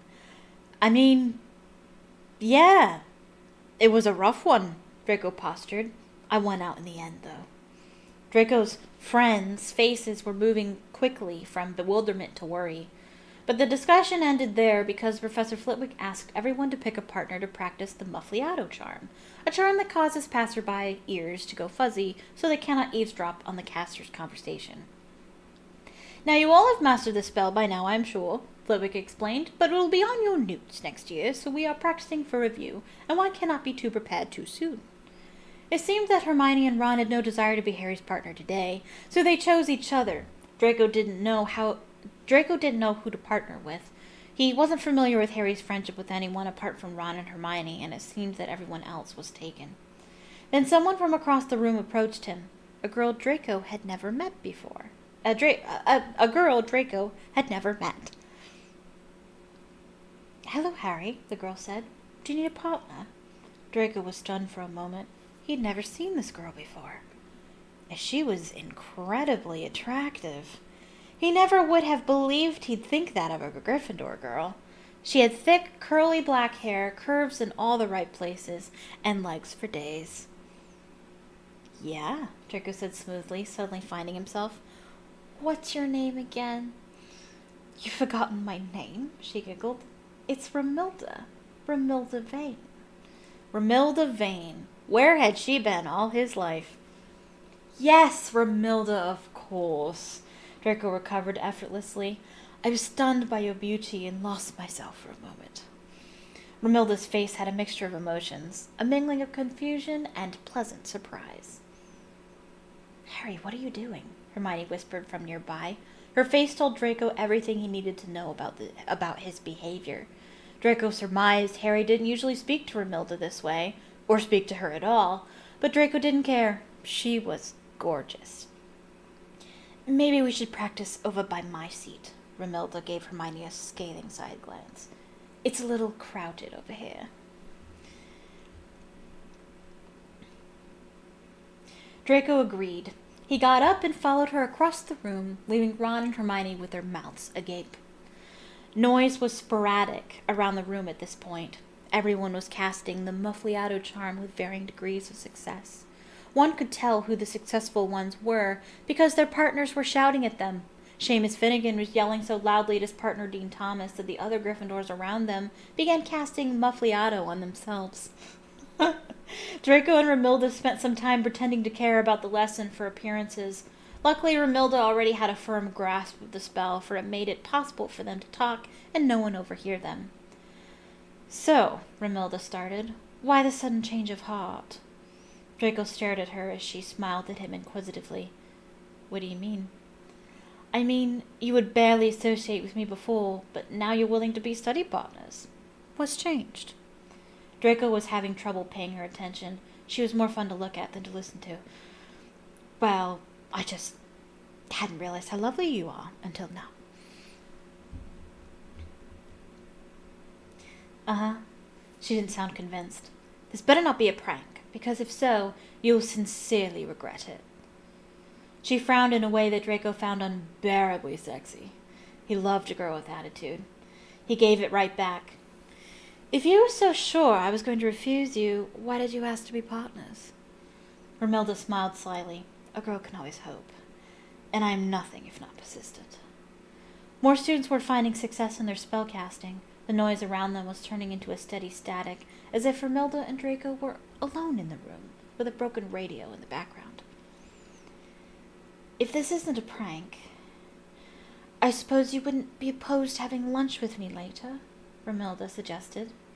I wouldn't, Draco answered. What about Ginny? Who? Romilda scowled. Your girlfriend. Oh, yeah. Draco then remembered that Harry was in a relationship with Ron's little sister. He hadn't known her name until then. He hoped to persuade Romilda to forget about her. That was a mistake, if I'm honest, Draco answered. She's a potato face. Romilda laughed. Finally, I thought you would never agree. She was truly smiling now. Well, it seems you have finally come to your senses. Professor Flitwick concluded the lesson with assigning a 12-inch explanation of the theory of the Muffliato charm. Draco did as Harry instructed and got up to follow Ron to the next class. Hermione and Ron were talking to him, but he wasn't listening. He grinned, thinking to himself, I got a date. That was unbelievably easy. Draco didn't have difficulty getting women, but he at least had to put effort in. This girl approached him. He barely had to say anything to her. And she was hot. Who knew Harry was such a babe magnet? Why was he with Jennifer, or whatever her name was, when he could have anyone he wanted? He should take more advantage of his fame, Draco thought. If he doesn't, then I will. Oh, that makes things so fun. That makes things so fun for later. Anyway. Now, to Harry's perspective, that's what this means. This means something else is occurring now. It'll be fine. It'll be okay, Harry thought desperately. Just keep your head down. How hard could it be? Harry was late for class. Perhaps it was nerves or Harry's unfamiliarity with the route, but the sprint from the dungeons to Defense Against the Dark Arts seemed like an unreasonably long way. It had him thinking maybe it was unfair to stick a common room in the basement of a castle. Walking into class late was stressful on its own. It was going to be unbearable walking into Snape's classroom past the bell. Harry paused a moment before going in. He braced himself for impact like he was in the Weasleys' flying car again, about to crash into the Whomping Willow. He opened the door. Ah, Mr. Malfoy, I was beginning to worry. Please, have a seat. Harry was momentarily shocked. Then he remembered he was not Harry, he was Draco. Snape didn't hate Draco. Harry gazed around the room for a place to sit when he spotted Crabbe, Goyle, and Pansy. Pansy gave him a little girlish wave as if that morning's incident between them never happened. He walked in a daze to his seat, almost paralyzed by shock. Once he was settled and Snape resumed the lesson, Harry's brain began to function again. It was then that he realized that Crabbe and Goyle were in this class. Does that mean they somehow passed their DADA owls? Defense Against the Dark Arts? Or was Snape showing his bias again by allowing them into his class despite their poor marks? Harry was about to ask them when he realized Draco would already have that information. Today's lesson was written on the chalkboard. Nonverbal spells. When facing a dark wizard in a magical altercation, you will want every advantage available to you, Professor Snape continued in his slow, monotone voice. Extra time, even a mere few seconds, can mean the difference between life and death. The professor sneered. He relished the morbid word in his mouth. You will catch your opponent off guard if you cast a spell without giving away what spell it is. In order to do that, you must cast the spell without saying it. That is, non-verbally. Non-verbal spells are difficult to do. That is why we wait until 6th year to teach them. But with concentration, practice, and a proper wand connection, you can master it. You will also find that over time, your wand will learn from you and predict what you will command it to cast. Now we shall practice. Everyone get a partner and cast the disarming spell on each other. And I don't want to hear even an utterance of Expelliarmus. Harry now had to find a partner, but it wasn't hard. Pansy, Crab, and Goyle all looked at him as if he would naturally pick one of them. Pansy was leaning around Crab's bulk to make sure that Harry could see her, and her indicated interest at being picked. The only trouble was who to pick. Harry had no desire to spend any more time with Pansy than he had to, so she was not an option. As far as Harry could tell, both Crab and Goyle were equally stupid. He ended up picking Crab because he was slightly smaller than Goyle. Wait a minute. Oh, I mixed them up. Dang it, I thought I picked Goyle. Goyle is the larger one. I keep mixing them up. Crab is the smaller one. Okay. I'm going to have to swap their names around when we get there. He picked Crab because he was slightly smaller than Goyle and probably easier to beat in a fight if it came to that. Pansy and Crab partnered with each other, Goyle and Pansy. Whoops. Oopsies. This is a rough draft, as I said. Pansy and Goyle partnered with each other, looking slightly sulky. Once everyone found a partner, everyone stood up, and Snape moved all the desks out of the way with a sweep of his wand, leaving a clear space in the center of the room. All the partners lined up and faced each other at opposite ends of the room with a few meters in between them. Yeah, sure. I don't care. There was a surprising amount of noise for nonverbal spellcasting. Despite Snape's displeasure, many students couldn't help but mutter the spell after screwing up their faces and failing to cast the spell by sheer force of will. There was many a clatter of wood on stone as wands hit the floor after having been flung in frustration. Say the spell in your mind, Snape instructed. No need for any dramatic wand-waving. Harry stared at his partner across the room, expecting Crab, not Goyle, to go first. He didn't move. He simply stared back blankly. Harry pulled out Malfoy's wand from his robes. It felt uncomfortable, even strangely intimate using someone else's wand, like he was eating with the fork Draco had just had in his mouth. He wondered if the wand would know he wasn't its real owner. Nevertheless, he gave it a try. Expelliarmus, Harry said in his head. Nothing happened. He didn't really expect anything to happen. He felt silly staring at the stick in his hand and waiting for it to do something. Remember, Snape stated to the room at large, while the wand is a useful tool for a wizard, it is only a tool. In non-verbal spellcasting, rely less on your wand and more on your magical ability. You control the magic, not the wand. Harry considered this concept. This was the first time Harry ever had this thought, but perhaps Snape had a point.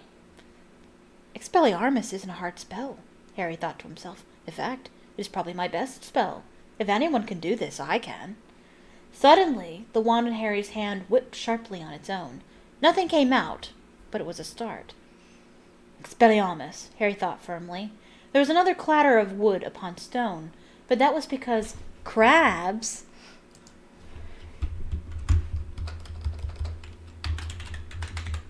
wand had been shot out of his hand. Harry had done it. He had been the first in the class to do it successfully. Harry found himself amazed. Snape was actually a decent teacher when he wasn't scolding him or sneering at him over the end of his long hooked nose. Mr. Malfoy, would you come over here, please? At first, Harry didn't respond. It took him a moment to realize Snape was talking to him. Then terror struck him. Drawing attention to himself was the last thing he needed right now. Harry walked to the front of the class where Snape stood. What was Snape going to do to him? Show the class what you have just done. Snape positioned himself in front of him in such a way that he expected Harry to disarm himself. Makes more sense to say disarm him. Is this real? Harry mused. Disarm Snape in front of the whole class? He would never get this opportunity again. He only wished he could do it as himself. He didn't intend to disappoint. Harry pointed his wand at Snape and practically shouted in his head, Expelliarmus! The room gasped as the wand in Snape's hand popped out of his fingers. Snape rarely smiled, and he wasn't technically smiling now, but there was a twinkle in his eye that Harry had never seen before. "Well done," Snape said. 10 points to Slytherin. The Slytherins clapped, all staring at Harry in amazement. Pansy shrieked with delight, and Crabbe and Goyle cheered. Harry couldn't help but grin. Well, this is weird. "All right, settle down," Snape returned to his oily sneer. "Continue practicing. Remember, confidence in your magical ability is the key to success." Everyone resumed their spell casting, or their lack thereof. Elated, Harry decided to be charitable and help Crabbe.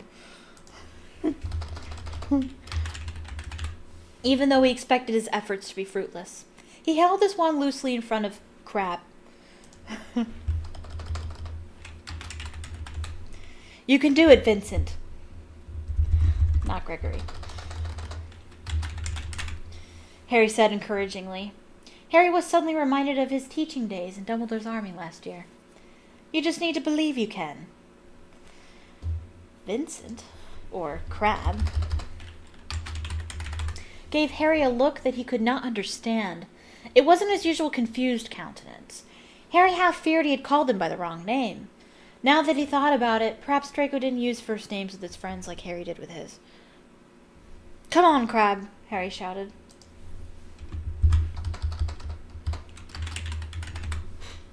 Then, unbelievably, Draco's wand slipped out of Harry's hand, and not by the force of gravity. "Oh my God," Harry said in shock.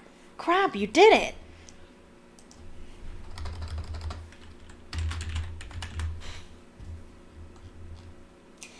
It wasn't... Oh, jeez.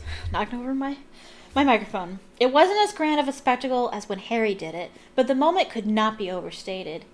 Crabbe... Come on. Here we go. Had never demonstrated any exceptional skill in basic magic, let alone something as complex as nonverbal spells. Other students around them noticed as well and gazed in awe. Harry went up to Crabbe and clapped him on the shoulder. "Well done, man." At first, Crabbe stared at his own wand in wonder, as if it had a special ability he had not known, but then his gaze turned to Harry.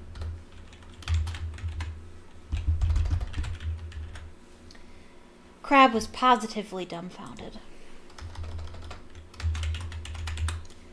"I don't understand," he said in his slow, deep voice. "Why?" Crabbe struggled to find his words. "Why did you help me?"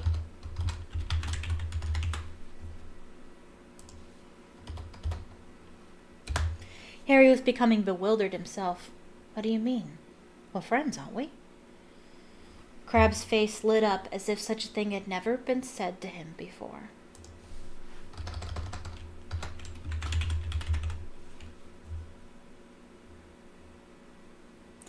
Crabbe's face lit up as if a thing had never been said to him before. As if such a thing had never been said to him before. Harry suddenly felt awkward. Somehow he knew he had said something thoroughly un-Draco-like. Had said something thoroughly unlike Draco. "I mean, of course we're friends, you stupid." The words felt weird in his mouth. Crabbe nodded, his face returning to a blank and submissive expression. This seemed to be an acceptable insult to him. Class ended with the bell. Harry followed Draco's instructions and followed Blaise Zabini out of the room towards the next lesson, parting ways with Crabbe and Goyle. Pansy obviously shared a schedule with him, for she was heading in the same direction. Without prompting, she wrapped her arm around his. Harry was about to shake her off, but he soon realized that maybe Draco and Pansy were dating. That certainly explained her behavior this morning. As much as he hated it, he allowed her to hang on to him, willing to at least keep up appearances. Of all the uncertainties Harry had about his current situation, Harry knew one thing for sure. That was the most enjoyable class he had ever had with Professor Snape.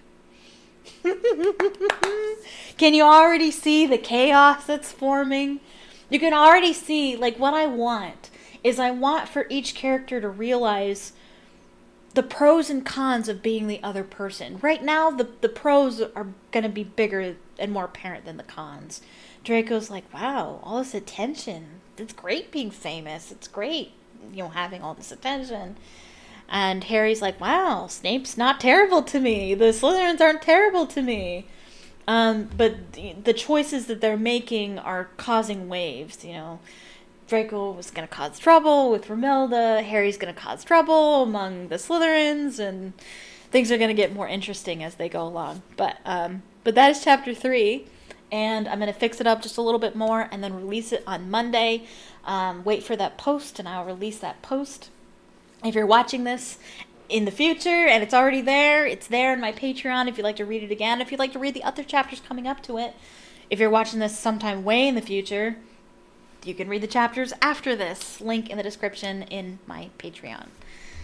Okay, so now it's time for my intermission, and when we get back, I will play some Hogwarts Legacy.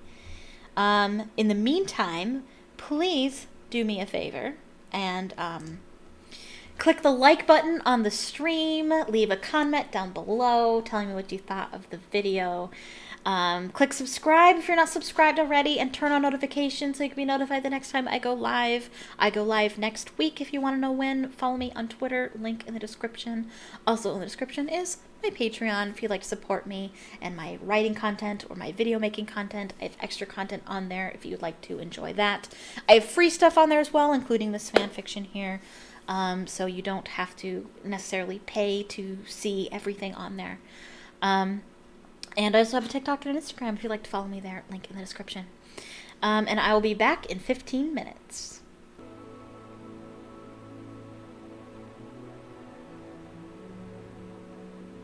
Come on.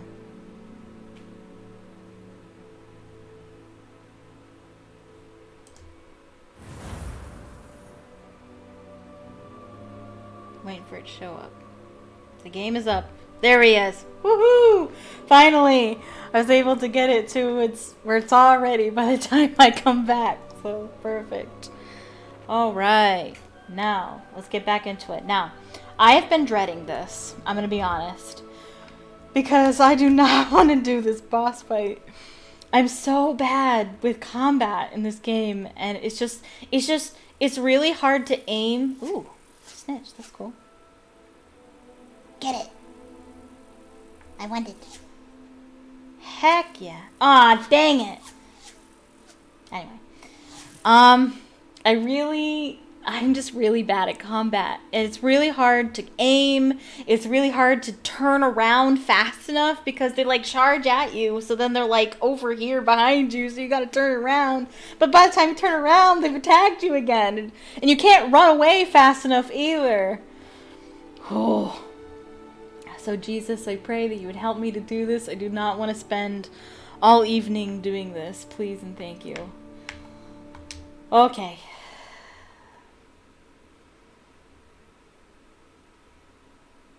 Okay, so we're going to watch this cutscene again. Probably gonna... So bear with me. This is going to take some learning. It's going to take some skill building. I'm also trying to think about how I want to play this game.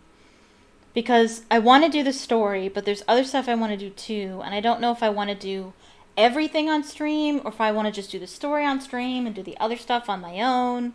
Do I want to do the story first? Do I want to do the other stuff first? Because the other stuff, you can benefit from doing the other stuff. You can get rewards from doing the other tasks that'll help you in the story.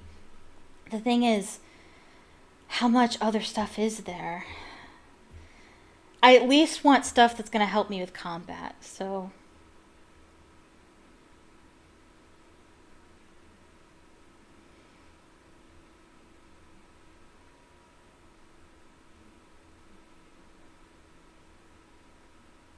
Ugh. I just feel like this game is going to be too hard. No, it's not what I want. I don't really play hard games. I'm not here for hard games. I don't play Elden Ring. I don't play Dark Souls. I don't do any of that. That's not fun to me. Seems all roads lead to Hogsmeade. That's not fun to me. Can we even go in Honeydukes? Maybe we do everything to avoid this boss fight. Can we go in? Oh, it's loading. I was about to say, you gotta let me in, Honeydukes. That's not even fair if you don't. Dancing cotton candy. There's dancing. Ooh.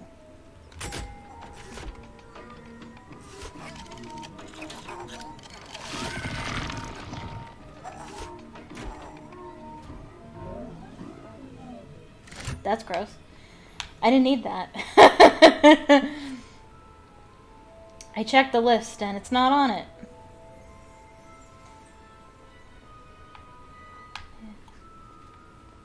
Oh.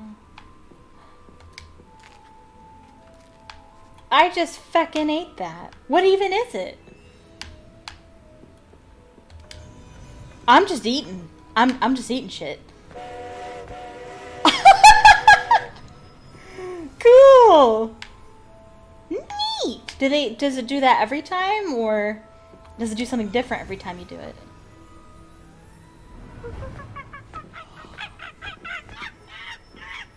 Oh my gosh, it has several different things it does. Oh, that's so cool. One more time. One more time. One more time.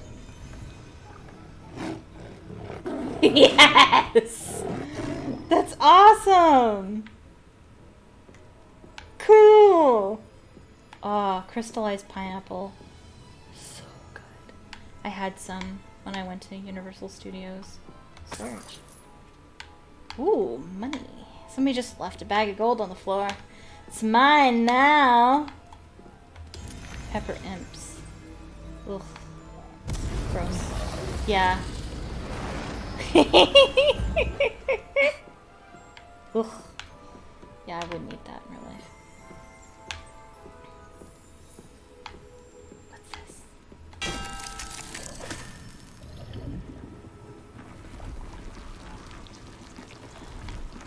Oh my goodness.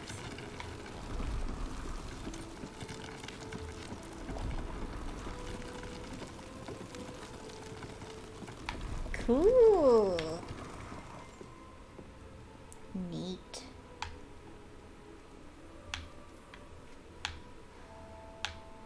Is it the same thing? Probably. Yeah, looks like it's the same thing.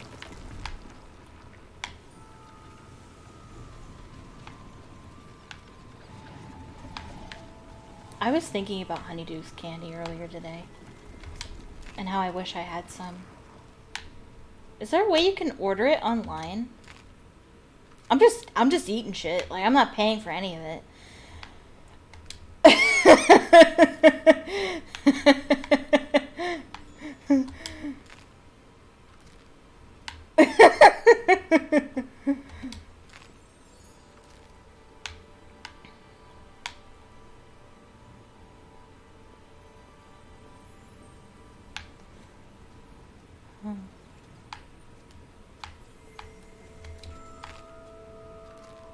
Thanks for the free samples, man. This is way more fun than the boss fight. Search. Oh, money! Yay! Alright. I should probably do what I don't want to do. Oh, wait. Lumos. Nope. Wrong one. That's Lumos. I need X. Where'd the page go? I assume it'll come back. Potato. Oh, no. What are you doing? I want the page. Where'd it go?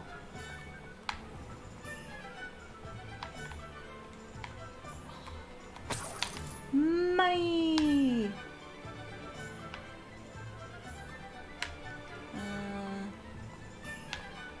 Oh. So something else. What? Oh. Huh. Giving it a nice trim.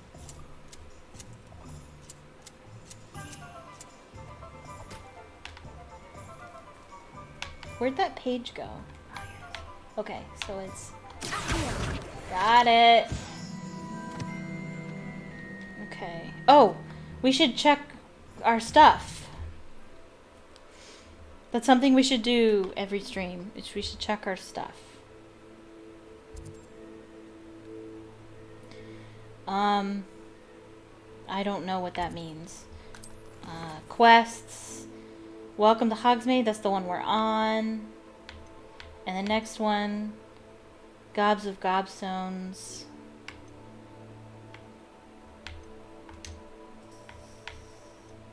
Main goals. No assignments yet. We're still in the tutorial too. No relationships. Can I have more than one? Like, can I, like, I know there's like certain characters you can meet, but can I be friends with them all? Because I'd really like that. Professor Ronan's assignment. I did that though.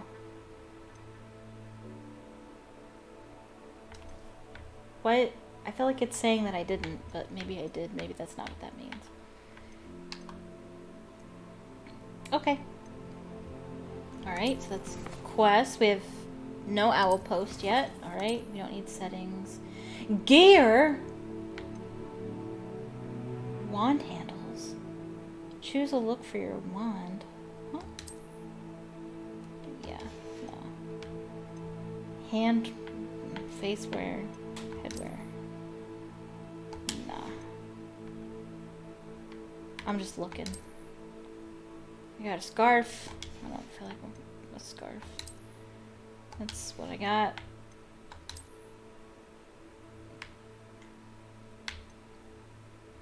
Diamond Debonair Ensemble.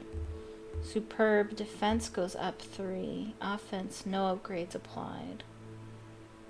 Trait slot level 1. No trait applied. Sell value 90. I don't want to equip it. I don't know how this works. I need to research how all this works.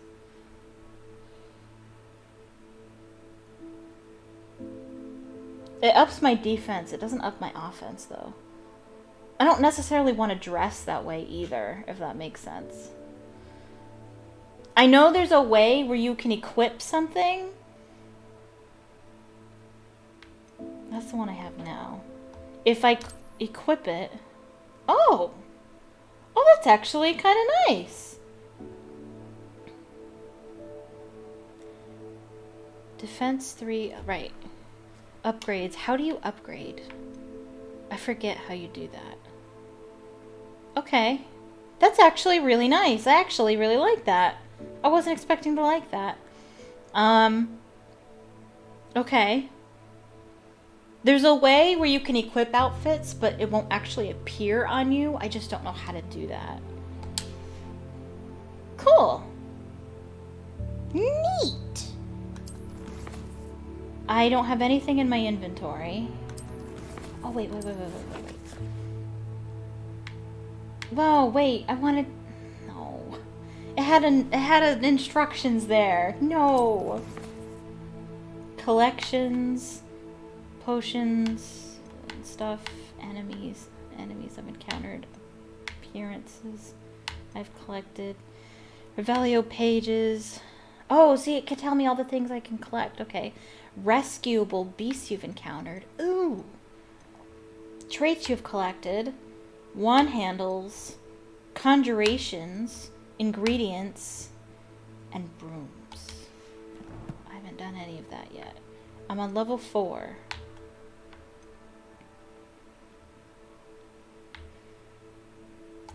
I think that's it. Alright. We should check that every stream. See how it's changed. Alright. We should probably... Oh, I don't want to do this. Oh, wait. Something's here. What's Revelio again? I forget what Revelio is. It's this one? Not that one. Whoa! That's how I figure out how to change my diamond. I don't need that though. I forget how to... It's Not that button. Huh? That's what I do. Yeah, that's the next thing on... That's my objective. How do we do Revelio again? That's that. I don't need to do that. Revelio. There it is. Hangest of Woodcroft. This statue is of Hufflepuff Hengist of Woodcroft. Believed to be the founder of the village of Hogsmeade after having been driven from his home by Muggle persecutors. Okay. Cool. What are you up to now? Good thing the ministry found out. I'll pet the cat for good luck. Pet the kitty. I'm scared. I don't want to. I don't want to do this. I don't want to. Oh, sorry. Okay. Oh, another cat. I want a cat so bad. That's all I want in life. Can we go in Durishan Banks? You can. It's loading. Don't worry about it. What's that? Oh, cool.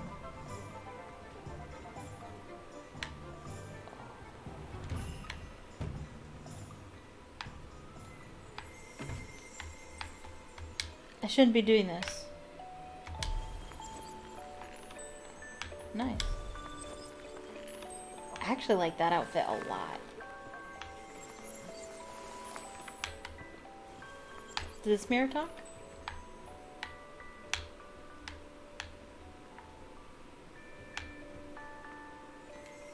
Oh. Revelio. Got another page. Gladrag's mannequin. Unlike the enchanted mannequins favored by students for dueling practice, the mannequins at Gladrag serve only as a means to display the latest in wizarding fashion. I don't think we needed a page on that, I have to say. Is there gold over there? How do I get that? It must be on the other side of this building.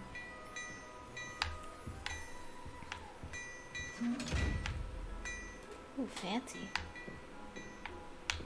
I don't know how to interact with that.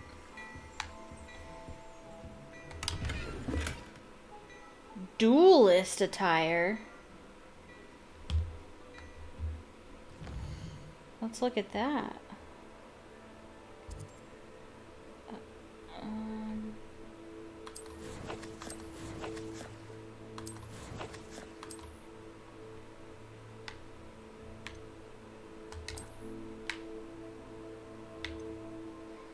Defense 5. You can't upgrade it though.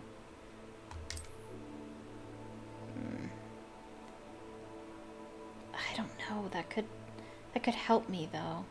I don't like it as much though.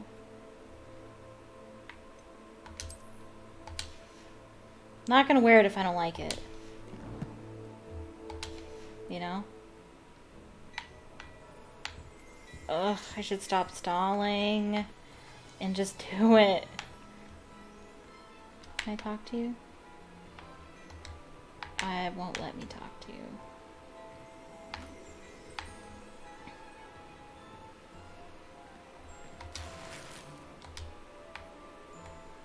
Oh. Just taking money laying around. Slurp, slurp! Why?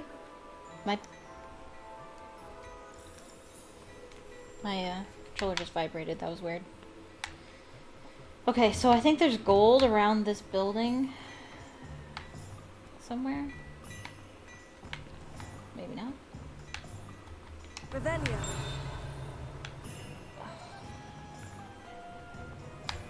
There's a gold chest. Wait.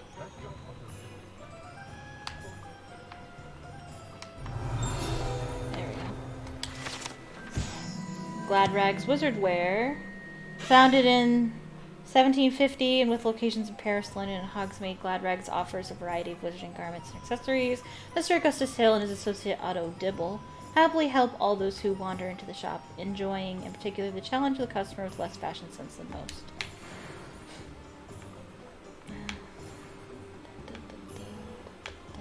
trying to get that gold I saw. Ooh, there you are. Alright, alright, alright. Enough of that. We gotta do this now. I know we don't want to. We gotta do it. I have everything. I see what you meant about not being able to pick a favorite shop. We should walk around a bit more. Perhaps today is the day I finally pick one.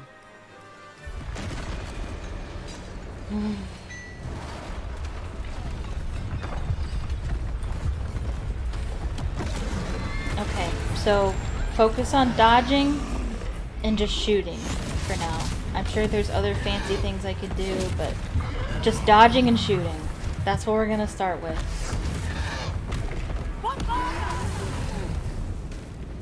Draw it away from the building! Away from the village! Why are we fighting but these guys aren't? We're just a bunch of kids.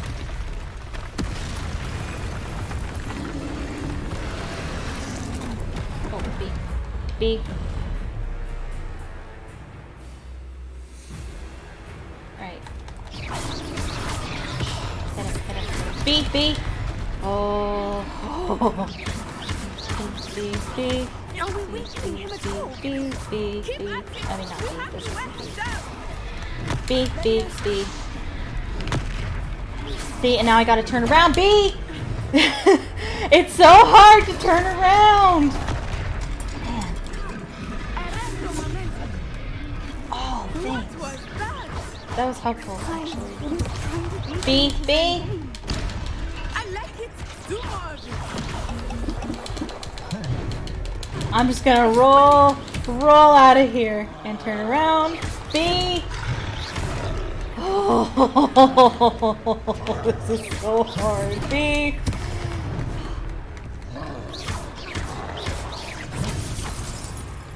Okay, take it as work. B. Okay, we gotta move. B. Just be out of here. Be out of here. B. Oh, I can't turn around to hit him.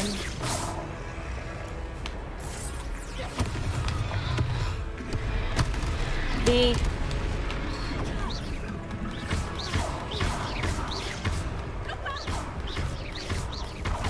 B. B. B. B. B. Man.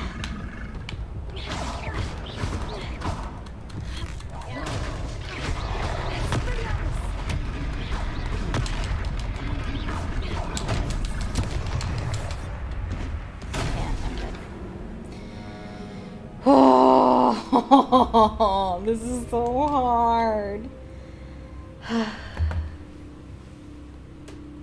Man. Okay. How do other people do it? How do other people do this?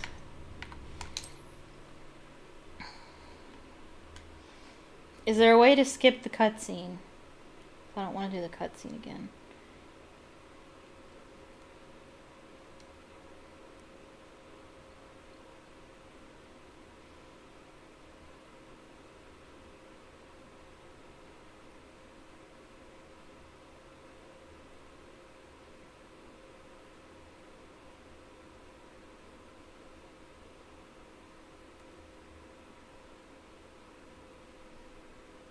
Target lock. Right. What is that? Right trigger? Right bumper? What is that?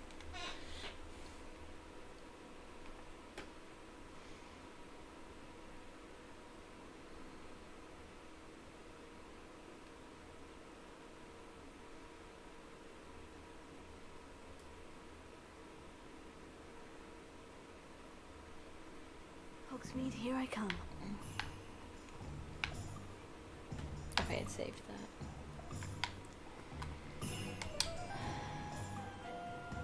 I have everything. We should walk around a bit. Oh, you can skip.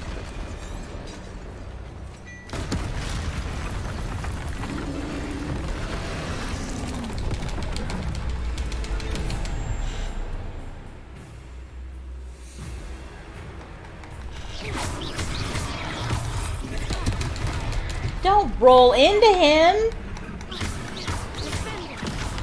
Are we weakening him at all? Keep at it! We have to wear him down! B. I can't turn around fast enough to hit him. Is there a way to run? Whoa. What is that?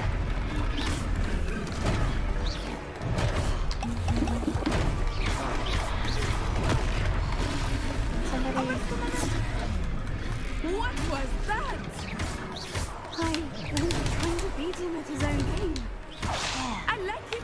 Do more of it.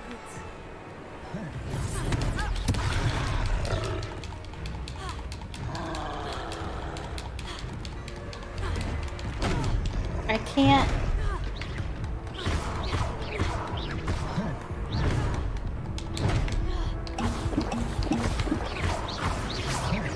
Trying to be. This is too hard. Like, I don't understand how people do it. I don't understand.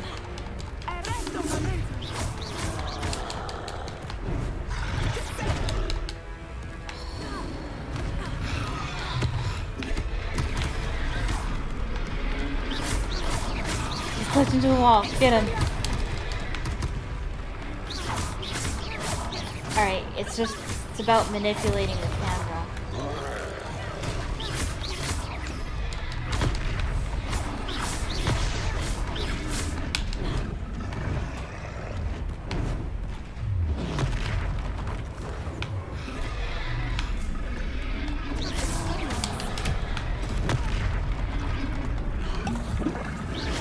Nope. Run. Run. Run. Run.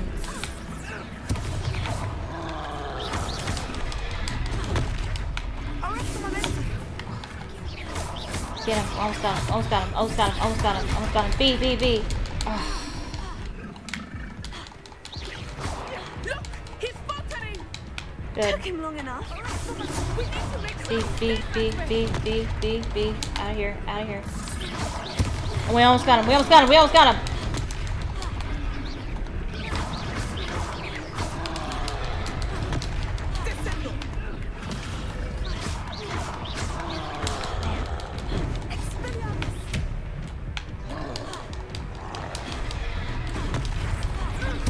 I'm just rolling my way to safety. Oh, man. Come on, girl. Resto momentum would be great.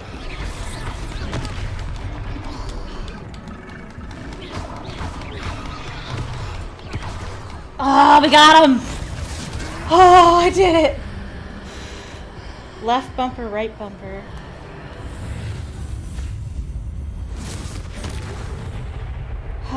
We did it. Oh, man. Whew! Thank you, Jesus. Goodness. I figured it Asset out. Control. Did you two take on a fully grown troll by yourselves? I suppose so. It's all a bit of a blur, to be honest. Merlin's beard. Are you all right? We are, and we were glad to help. I'd say help is a bit of an understatement. Nerve like that. The makings of an aura, if you ask me. If you are unharmed, perhaps the two of you wouldn't mind helping me put a few things back to where they were. Of course, officer. Singer. Officer Singer. And thank you, again.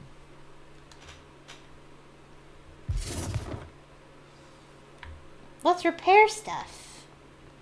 Oh, Whoops. hello there. A moment if you would.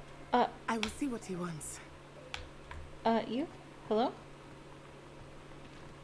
Oh. Wait, I was just in here. Revelio. Wait, I got this already. Are you telling me it didn't count? Do you mean I have to go and do the other stuff? Okay. That's the wrong one. Sorry. Repairer. Ah, good as new. I want to repair stuff. One last thing for Officer Singapore.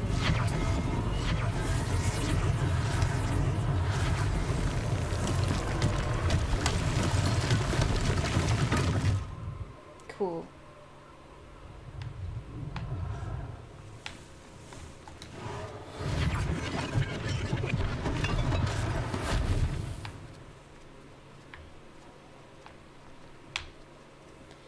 Anything else? Yep. Reparo.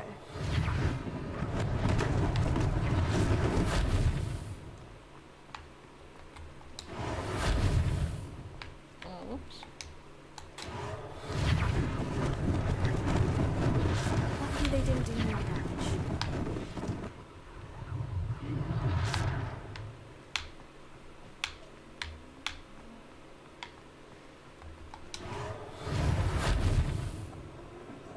Ooh.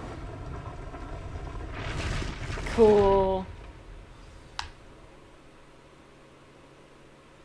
Nice. Alright. We were just talking about you. Now I can talk to him. So I couldn't talk to him before because it Hello, hadn't been sir. taught I to don't me believe yet. we've met. Allow me to introduce myself, Augustus Hill, clothier Augustus. extraordinaire. I should like to thank you for your remarkable bravery in fighting those trolls, and not to mention your help restoring Hogsmeade to its rightful state. I was happy to help. Frankly, you deserve an Order of Merlin. But I can offer you something much more useful. You can. I own Gladrag's wizardware, and among my inventory are some unique items that afford certain protections, as it were. Life-saving protections. And as I suspect this won't be your last dangerous encounter, I'd like to give you one such set of robes, in thanks for what you did today. Thank you, Mr. Hill. That's very generous of you. It's the least I can do. Now, let's try this on for size, shall we? Let's do it. Plenty for your perusal today. Take your time. Temporarily unavailable. Am I already wearing what he was supposed to give me? Oh, compare.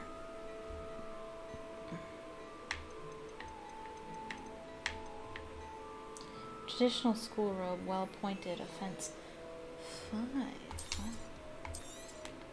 You won't be disappointed. That's a glad. Okay.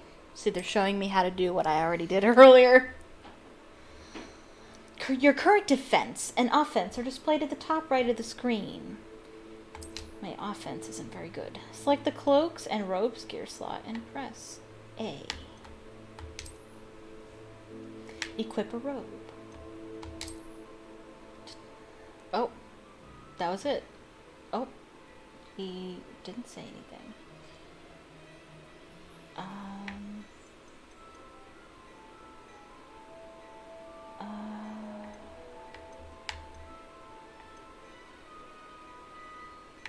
I want better offense.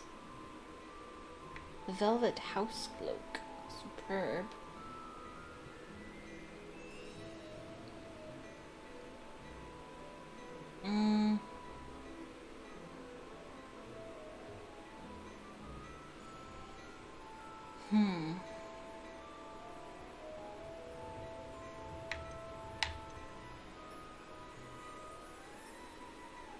What's my current?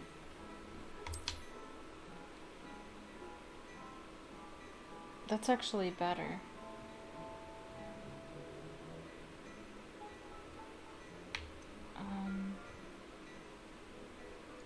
Why would you want to decrease?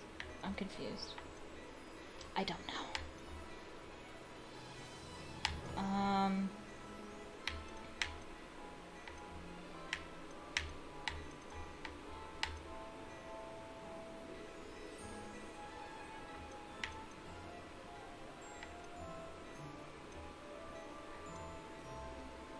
I have no idea.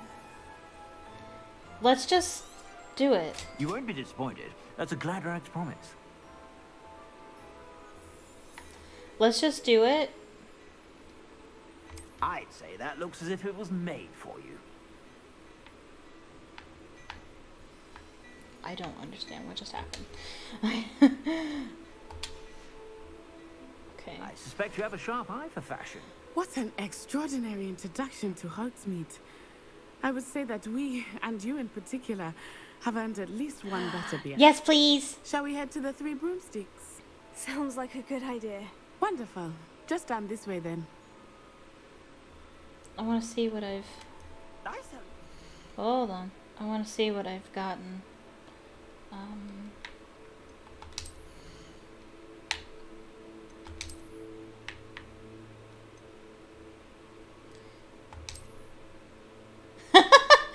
Fancy. Although I don't know how to equip it without seeing it. Not that I dislike the way it looks, but I kind of want to be in my Hogwarts robes, if that makes sense. I don't know.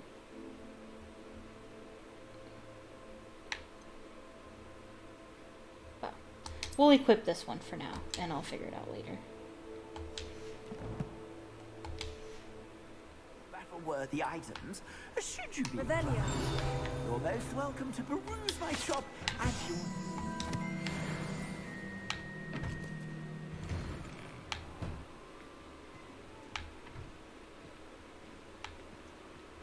Assuming it is not too busy, you might even meet Serona, the owner. She is a charming hostess and a powerful witch. Good one to know. Well, what's happening? Cutscene.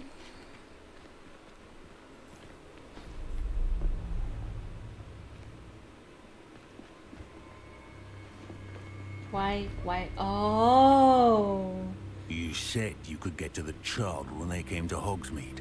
That all you needed was a distraction. I gave you a distraction. I just watched a student take down your distraction. Who's this child? What are you not telling me?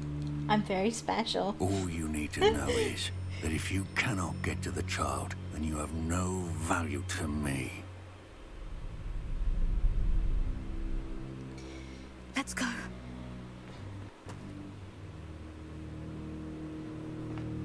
Did they see us? I don't think so. What was that goblin doing with Victor Rookwood?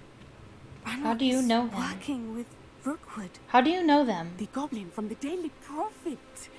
I knew I'd seen him somewhere. Quickly, let's get inside the 3 broomsticks. Okay. It's a treat to see you, Lodgok. I shall let you know if I hear anything. Thank you, Serona. You be well.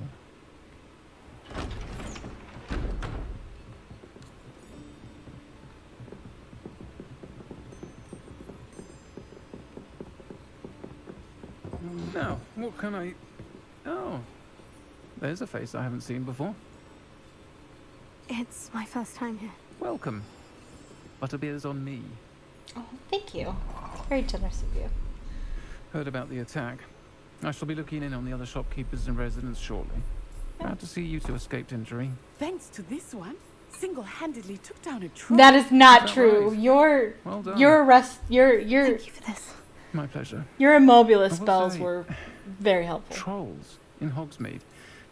That's never happened before. Something's not right. The only brutes we usually have to deal with are... How timely. Don't make contact. Don't make any eye contact. I don't want to that fight look you. like I saw I don't you want to with do the that gym? right now. Your clientele's not what it used to be, Serona. Not to worry, Victor. Once the two of you leave, the caliber of my clientele will greatly improve. I wouldn't do that if I were you, Theophilus. Come now.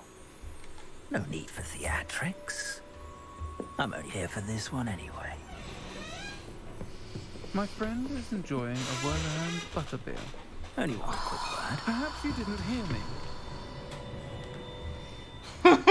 I said, my friend is busy.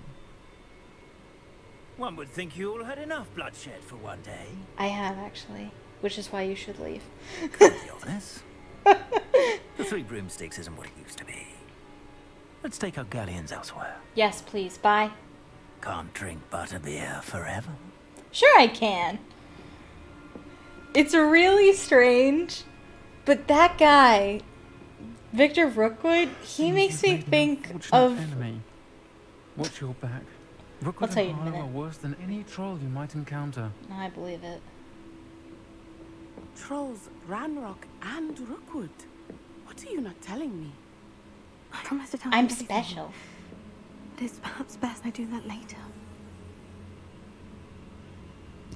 I Some think quests that have now open might be a objectives good with time to no head back compass to the path. castle. Set a personal waypoint from the map to track your own locations. Okay. Alright. Well, that guy, he makes me think...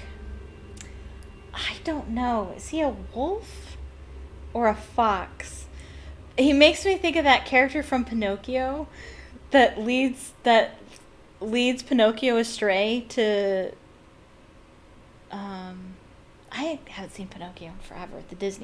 The original Disney Pinocchio. I forget exactly. He leads Pinocchio astray. It's not my favorite movie ever because the Pleasure Island is freaking scary. That whole scene is terrifying. But he makes me think of that wolf character. I don't remember his name. I can't even think of that song that he sings.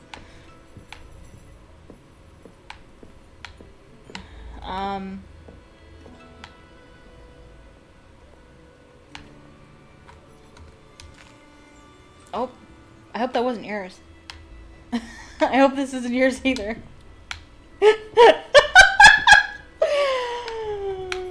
Don't mind me. I'm a recovering alcoholic.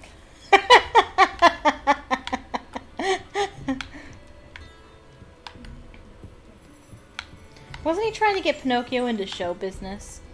Isn't that what the song's about? An actor's life for me. Isn't that how it goes? Or am I just an idiot?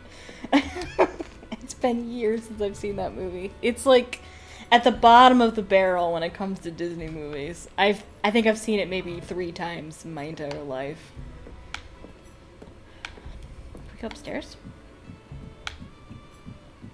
Oh, there was a Revelio page down there. Ooh.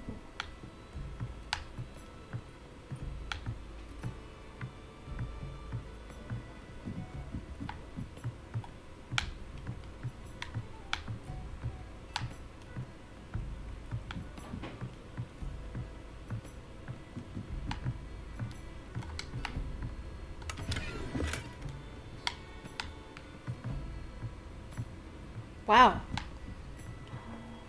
Oh, well, it is an inn, isn't it? I mean, wouldn't it have rooms? I guess. Isn't it? Oh, no, I'm thinking of the Lakey Cauldron.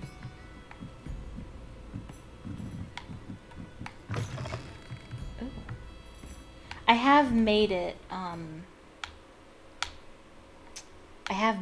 inn, though, in fanfiction previously. Alright, let's do this. Oh.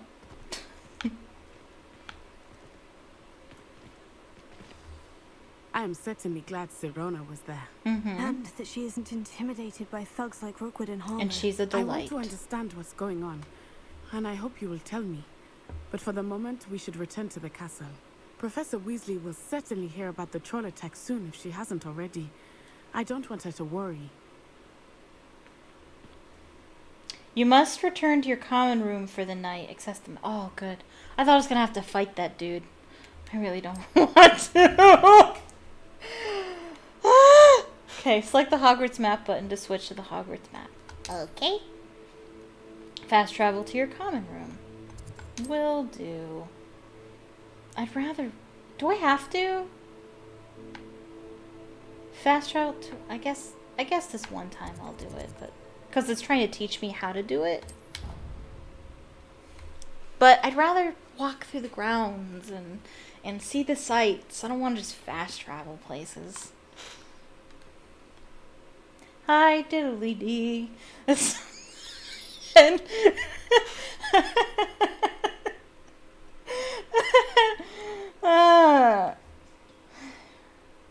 anyway.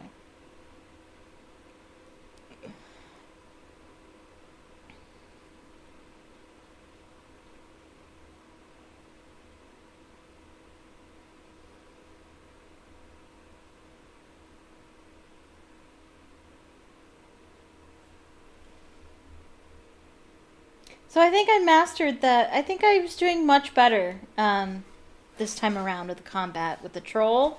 You just really have to learn how to manipulate the camera to get it to face the way that you need it to. It's still tricky, but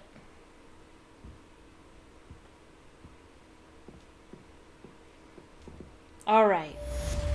Quest complete. Welcome to Hogsmeade. Awesome.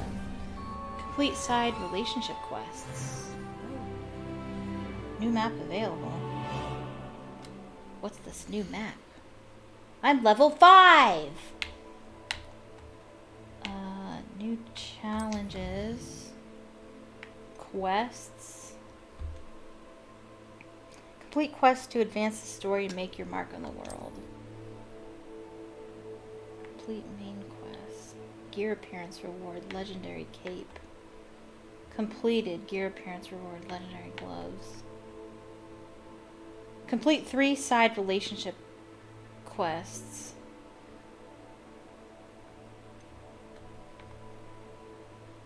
Ooh. Complete 2 assignments. If I complete 2 assignments, I can access that. Okay. Is there a way to do where quests? Regroup with Professor Fig. Cross Wands round 1. Lucan Brattleby. Should I? I don't know. How do I want to play this game? Do I want to do the story, or do I want to do the extra stuff? I don't know. I want to do all the things. Oh, nice. James is playing Elden Ring right now. Cool. Good for him. Professor Ronan's assignment. Yeah, I completed that one. Yeah. I did all these. Oh, it's under the completed list. That's why. Should we do some side quests? I don't know. I don't know how to play this game.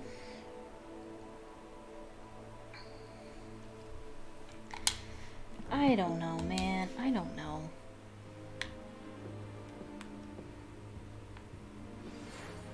Oh, I have mail. We just got a letter. Okay. Outpost will be sent when characters you've met have requests or updates for you. Select Professor Fig to see his outpost. Okay. Come and see me. I've discovered something in the locket we found at Gringotts. Okay. So I'm guessing that's the next main story quest?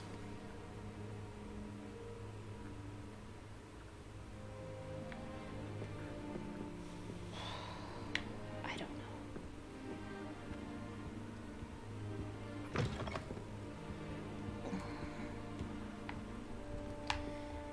I don't know, man.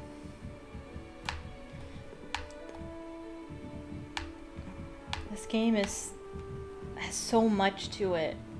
It's hard to know what to do. There's a part of me that's like, let's just do the story and we'll do the extra stuff later. But it's like, but if I wait to do the extra stuff later, I will miss out on the benefits. Travel broadens the mind. I would miss out on the extra stuff. I'm going the wrong way. Yeah. I would miss out on all the benefits of getting rewards and stuff for the main quest. So, like, I don't know. I honestly don't know what to do. I don't know what the best thing is. Whoa. The chocolate cannons are gone.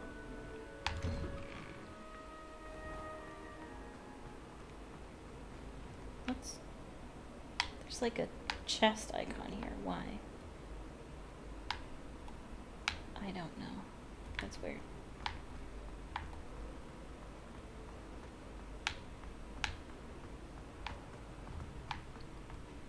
Oh.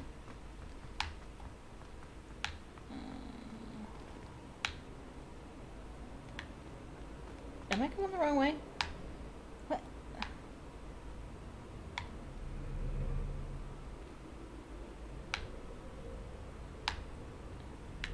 I'm going the wrong way. Oh, I'm supposed to go down. Gotcha. I didn't realize there was more down.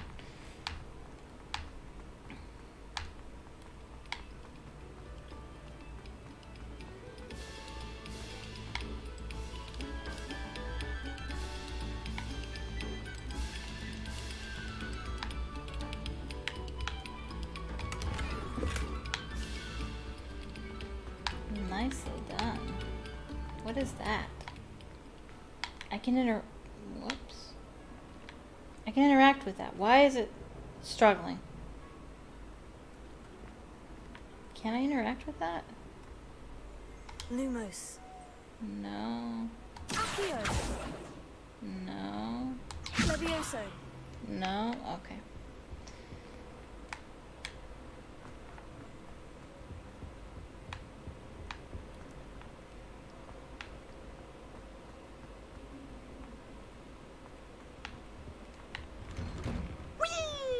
Oh, it's Peeves.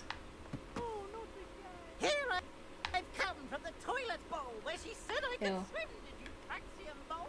Ew.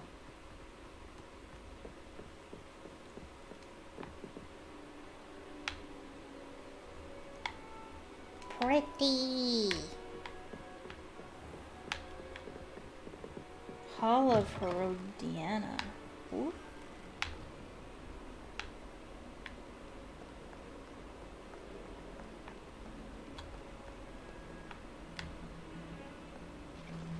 Man, everything's constantly moving. Down.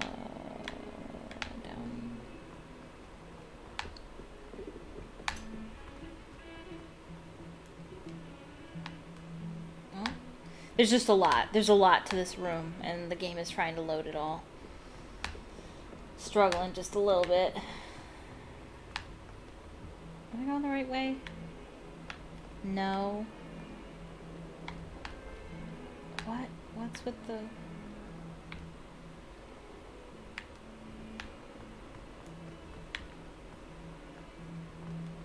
What? Where am I going?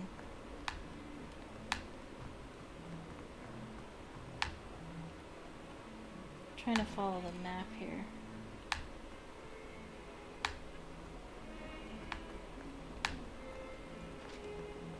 Oh, did I go the completely wrong way? Oh, jeez.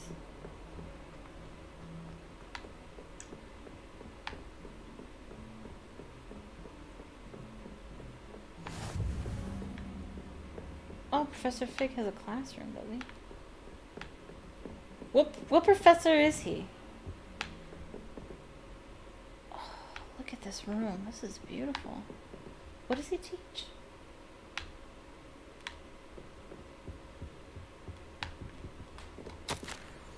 Professor Fig, as if my schedule wasn't congested enough, the ministry has charged me with arranging the rather inconvenient arrival of a new student at Hogwarts, a 5th year, if you can believe.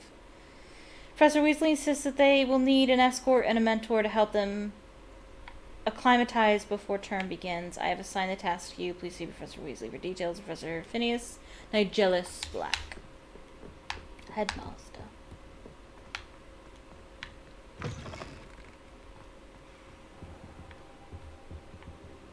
Hold on. Revelio. Nothing lame. Alright. Was I sitting on the floor? That's weird. Why was I doing that? Professor, I'm glad to see you. And I you. Thank Merlin you're in one piece. I heard about the attack. Trolls in Hogsmeade? Sir, the trolls were wearing armor. It had that dark glow, like the dragon collar. Goblin silver. Ranrock used it to control the dragon. But how? And why send trolls It was a to... distraction. They were there because of me. I overheard Ranrock talking with Victor Rookwood. Ranrock was in Hogsmeade with Rookwood. The trolls were Ranrock's distraction so that Rookwood could get to me. And he would have, had Serona and the patrons at the Three Broomsticks not intervened. This is grave news indeed. If Ranrock's goblins and dark wizards are after you, they want what we found in that vault.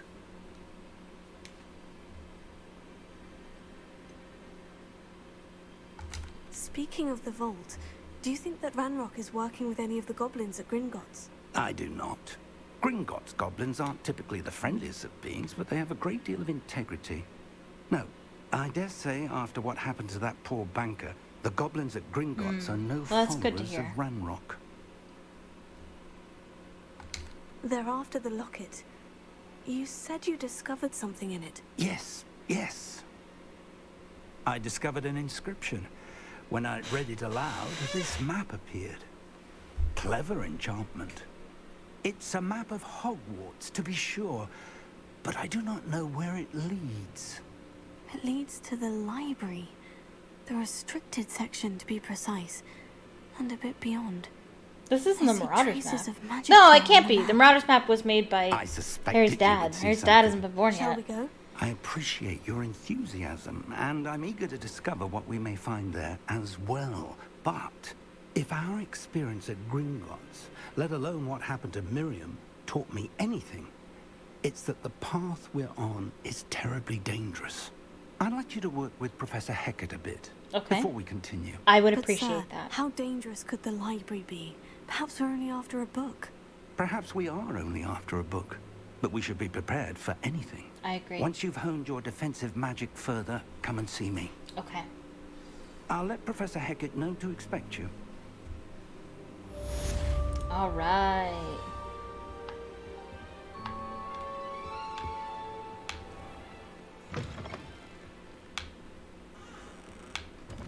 Where are the stairs? Do-do-do-do. Let's go.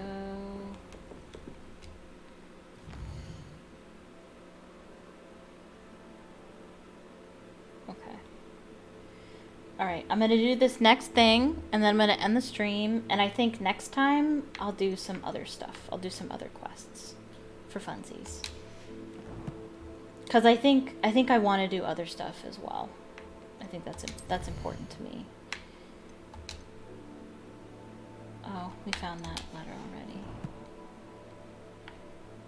And quest. We'll look at all that stuff next time. Every time I start the game, I want to look at all this stuff. That's what Handy we'll start resource with. indeed, your field guide. I'm most pleased to be included. You're welcome.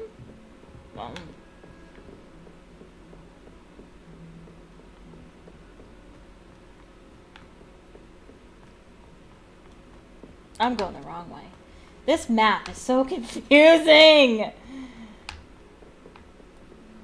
Oh, should I follow Professor Fig?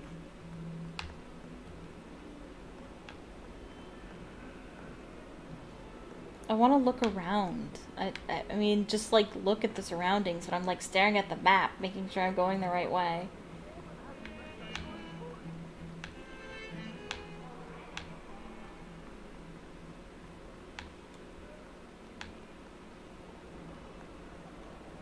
Oh, that's her. That's her.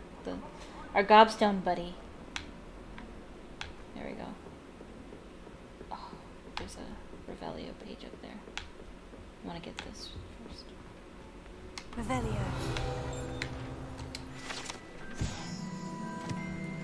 Hebridean Black Skeleton. This large dragon skeleton that hangs in the Defense Against the Dark Arts classroom is allegedly a trophy taken by Professor Hecat after she single-handedly defeated one of the largest poaching rings in eastern Wales during the Great Poacher Raid of 1878.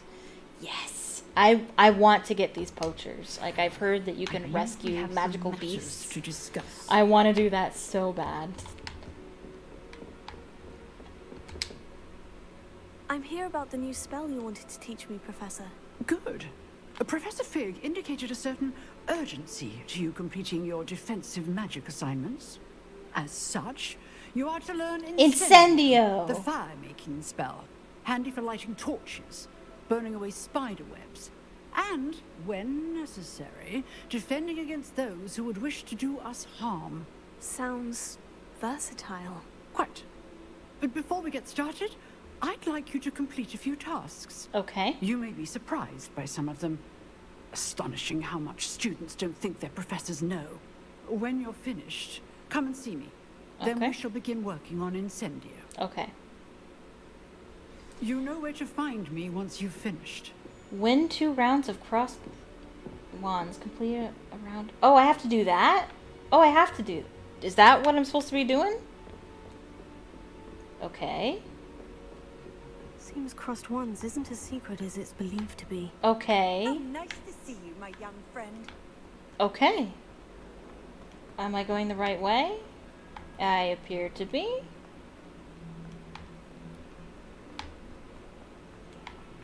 You know, I'd like to learn my way around too. That would be nice. To learn where people are. Oh man, that looks so cool. That's, is there a page on this? Man, there should be. I forget who that is.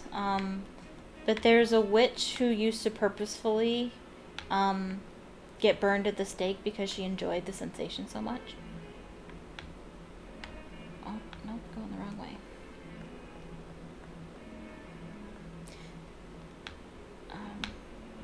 Not the sensation of being burned, the spell that witches would cast on themselves to save themselves from the stake, from being burned at the stake.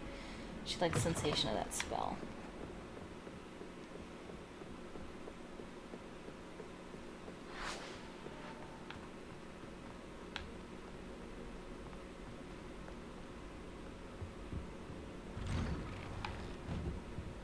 Revelio.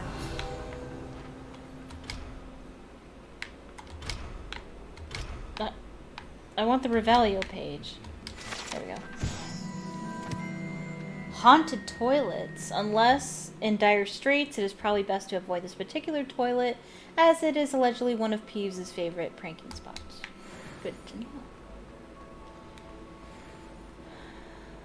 Okay. Oh, another one. No. Revelio. Lachlan the Lanky. This statue depicts the wizard Lachlan the Lanky, a tall, slender wizard who appears quite proud of himself for what precisely no one knows. I'm sure it's very important and memorable and all those things. How do I... Oh,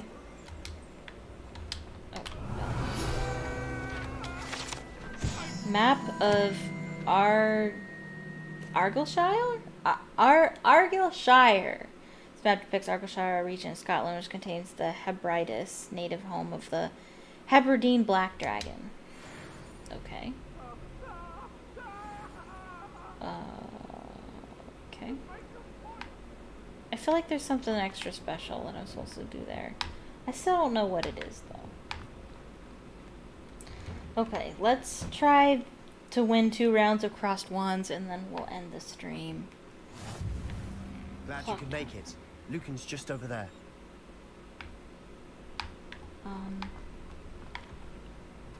What am I supposed to do with this?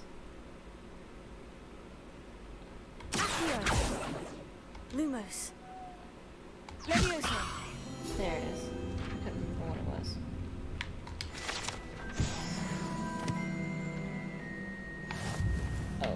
Okay.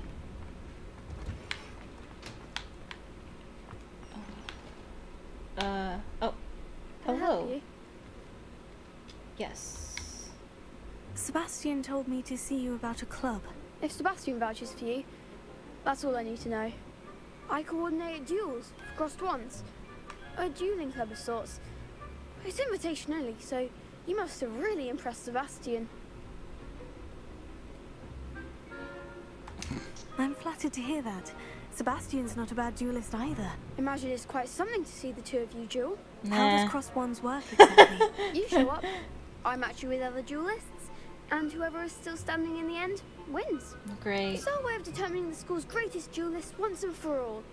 And to liven things up, the winner is awarded a prize. Interested? Yes. Of course. I'll join your club. Dueling's an entertaining pastime. I agree. Besides, in crossed ones, you could duel with a partner if you like. Your first time I'll pair you with Sebastian. Next time, you'll need to bring a partner along, or duel alone. So, care to step into the ring? Get me in the ring. I guess. Spectacular! Let the fireworks begin!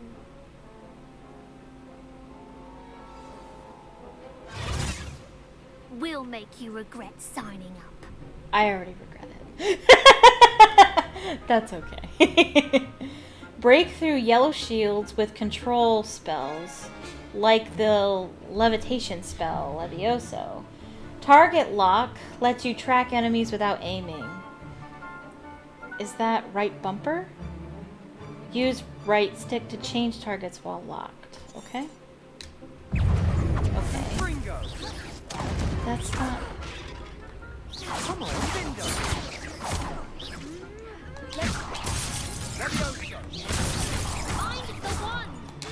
Oh. Oh, it has to... Oh, there's a cooldown.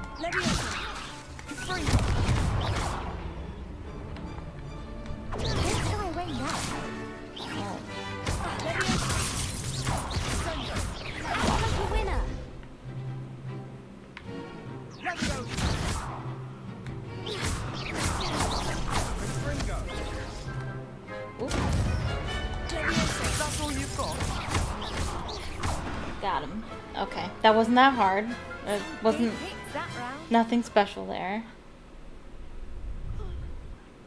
Nice work. Sebastian wasn't wrong about you. There's strong competition ahead, but keep this up and you could be the next school champion. Brilliant. Count me in. I shall. In fact, the second duel is ready when you are. And as a fully initiated member, you now have access to the official Crossed Wands training dummy. Yes. Very good way to master spell combinations. Come and see me and I'll set it up. Perfect. Again, congratulations on your first Crossed Wands victory. Well fought. Thank you. Hope to see you back here again. Can I do a second one? That's round 1. Can I do a second one? Do I speak to him in order to do a second one? Yeah, probably. May I use the training dummy? Hello, Lucan. Is the next round of questions all set? Hello, Lucan. Is the next round of Crossed Wands all set? Why, yes it is. I've got a great match lined up. Ready for another round? I'm ready. Let's do it. Brilliant. Are you dueling with a partner? Am I? Yes, of course. Yes, Natty. Then let's get to it. I didn't know I could. I thought I had to actually Ready go to talk get to thrashed? her. It's not gonna happen. Apologies in advance. Oh no. Break through violet shields with 4 spells like the summoning charm, Accio, target. Yeah, right. Whatever. Okay. Whoa! Change the target. How do I change the target? How do I... There goes my wager. Shoot.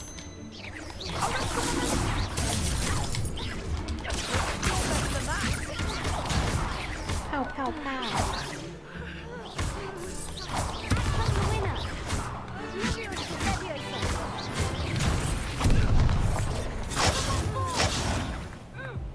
Oh, defeated! Dang it! Come on. Oof. Glad I didn't bet on you that round. Care to go again?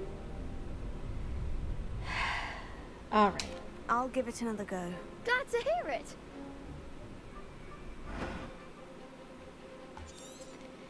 I'm still having trouble.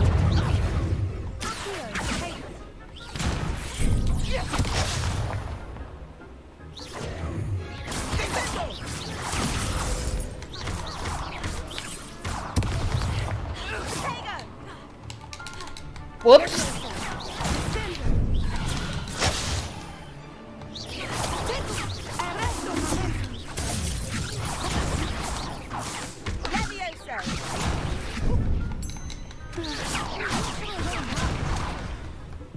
Ugh, this is really hard.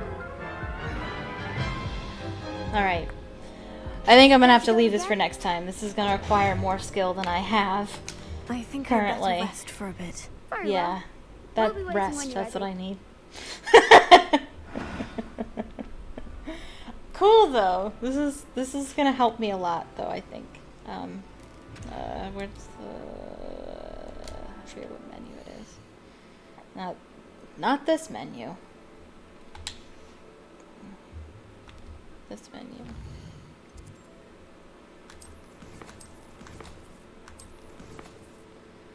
Ooh, I need to eat and go to bed.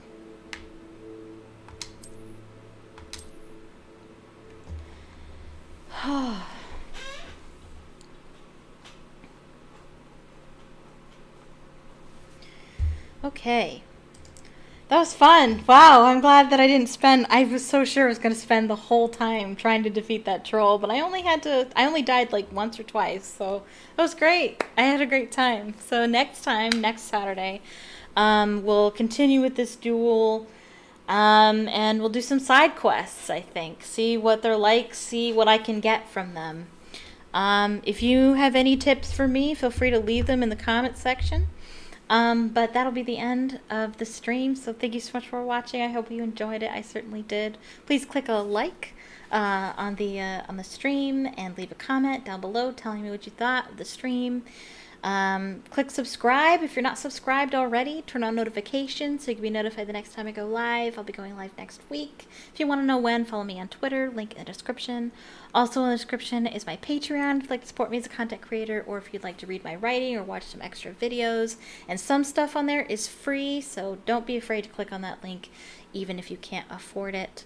And I also have TikTok and Instagram, link in the description. Thank you so much for watching, and I hope you have a magical evening. Bye-bye!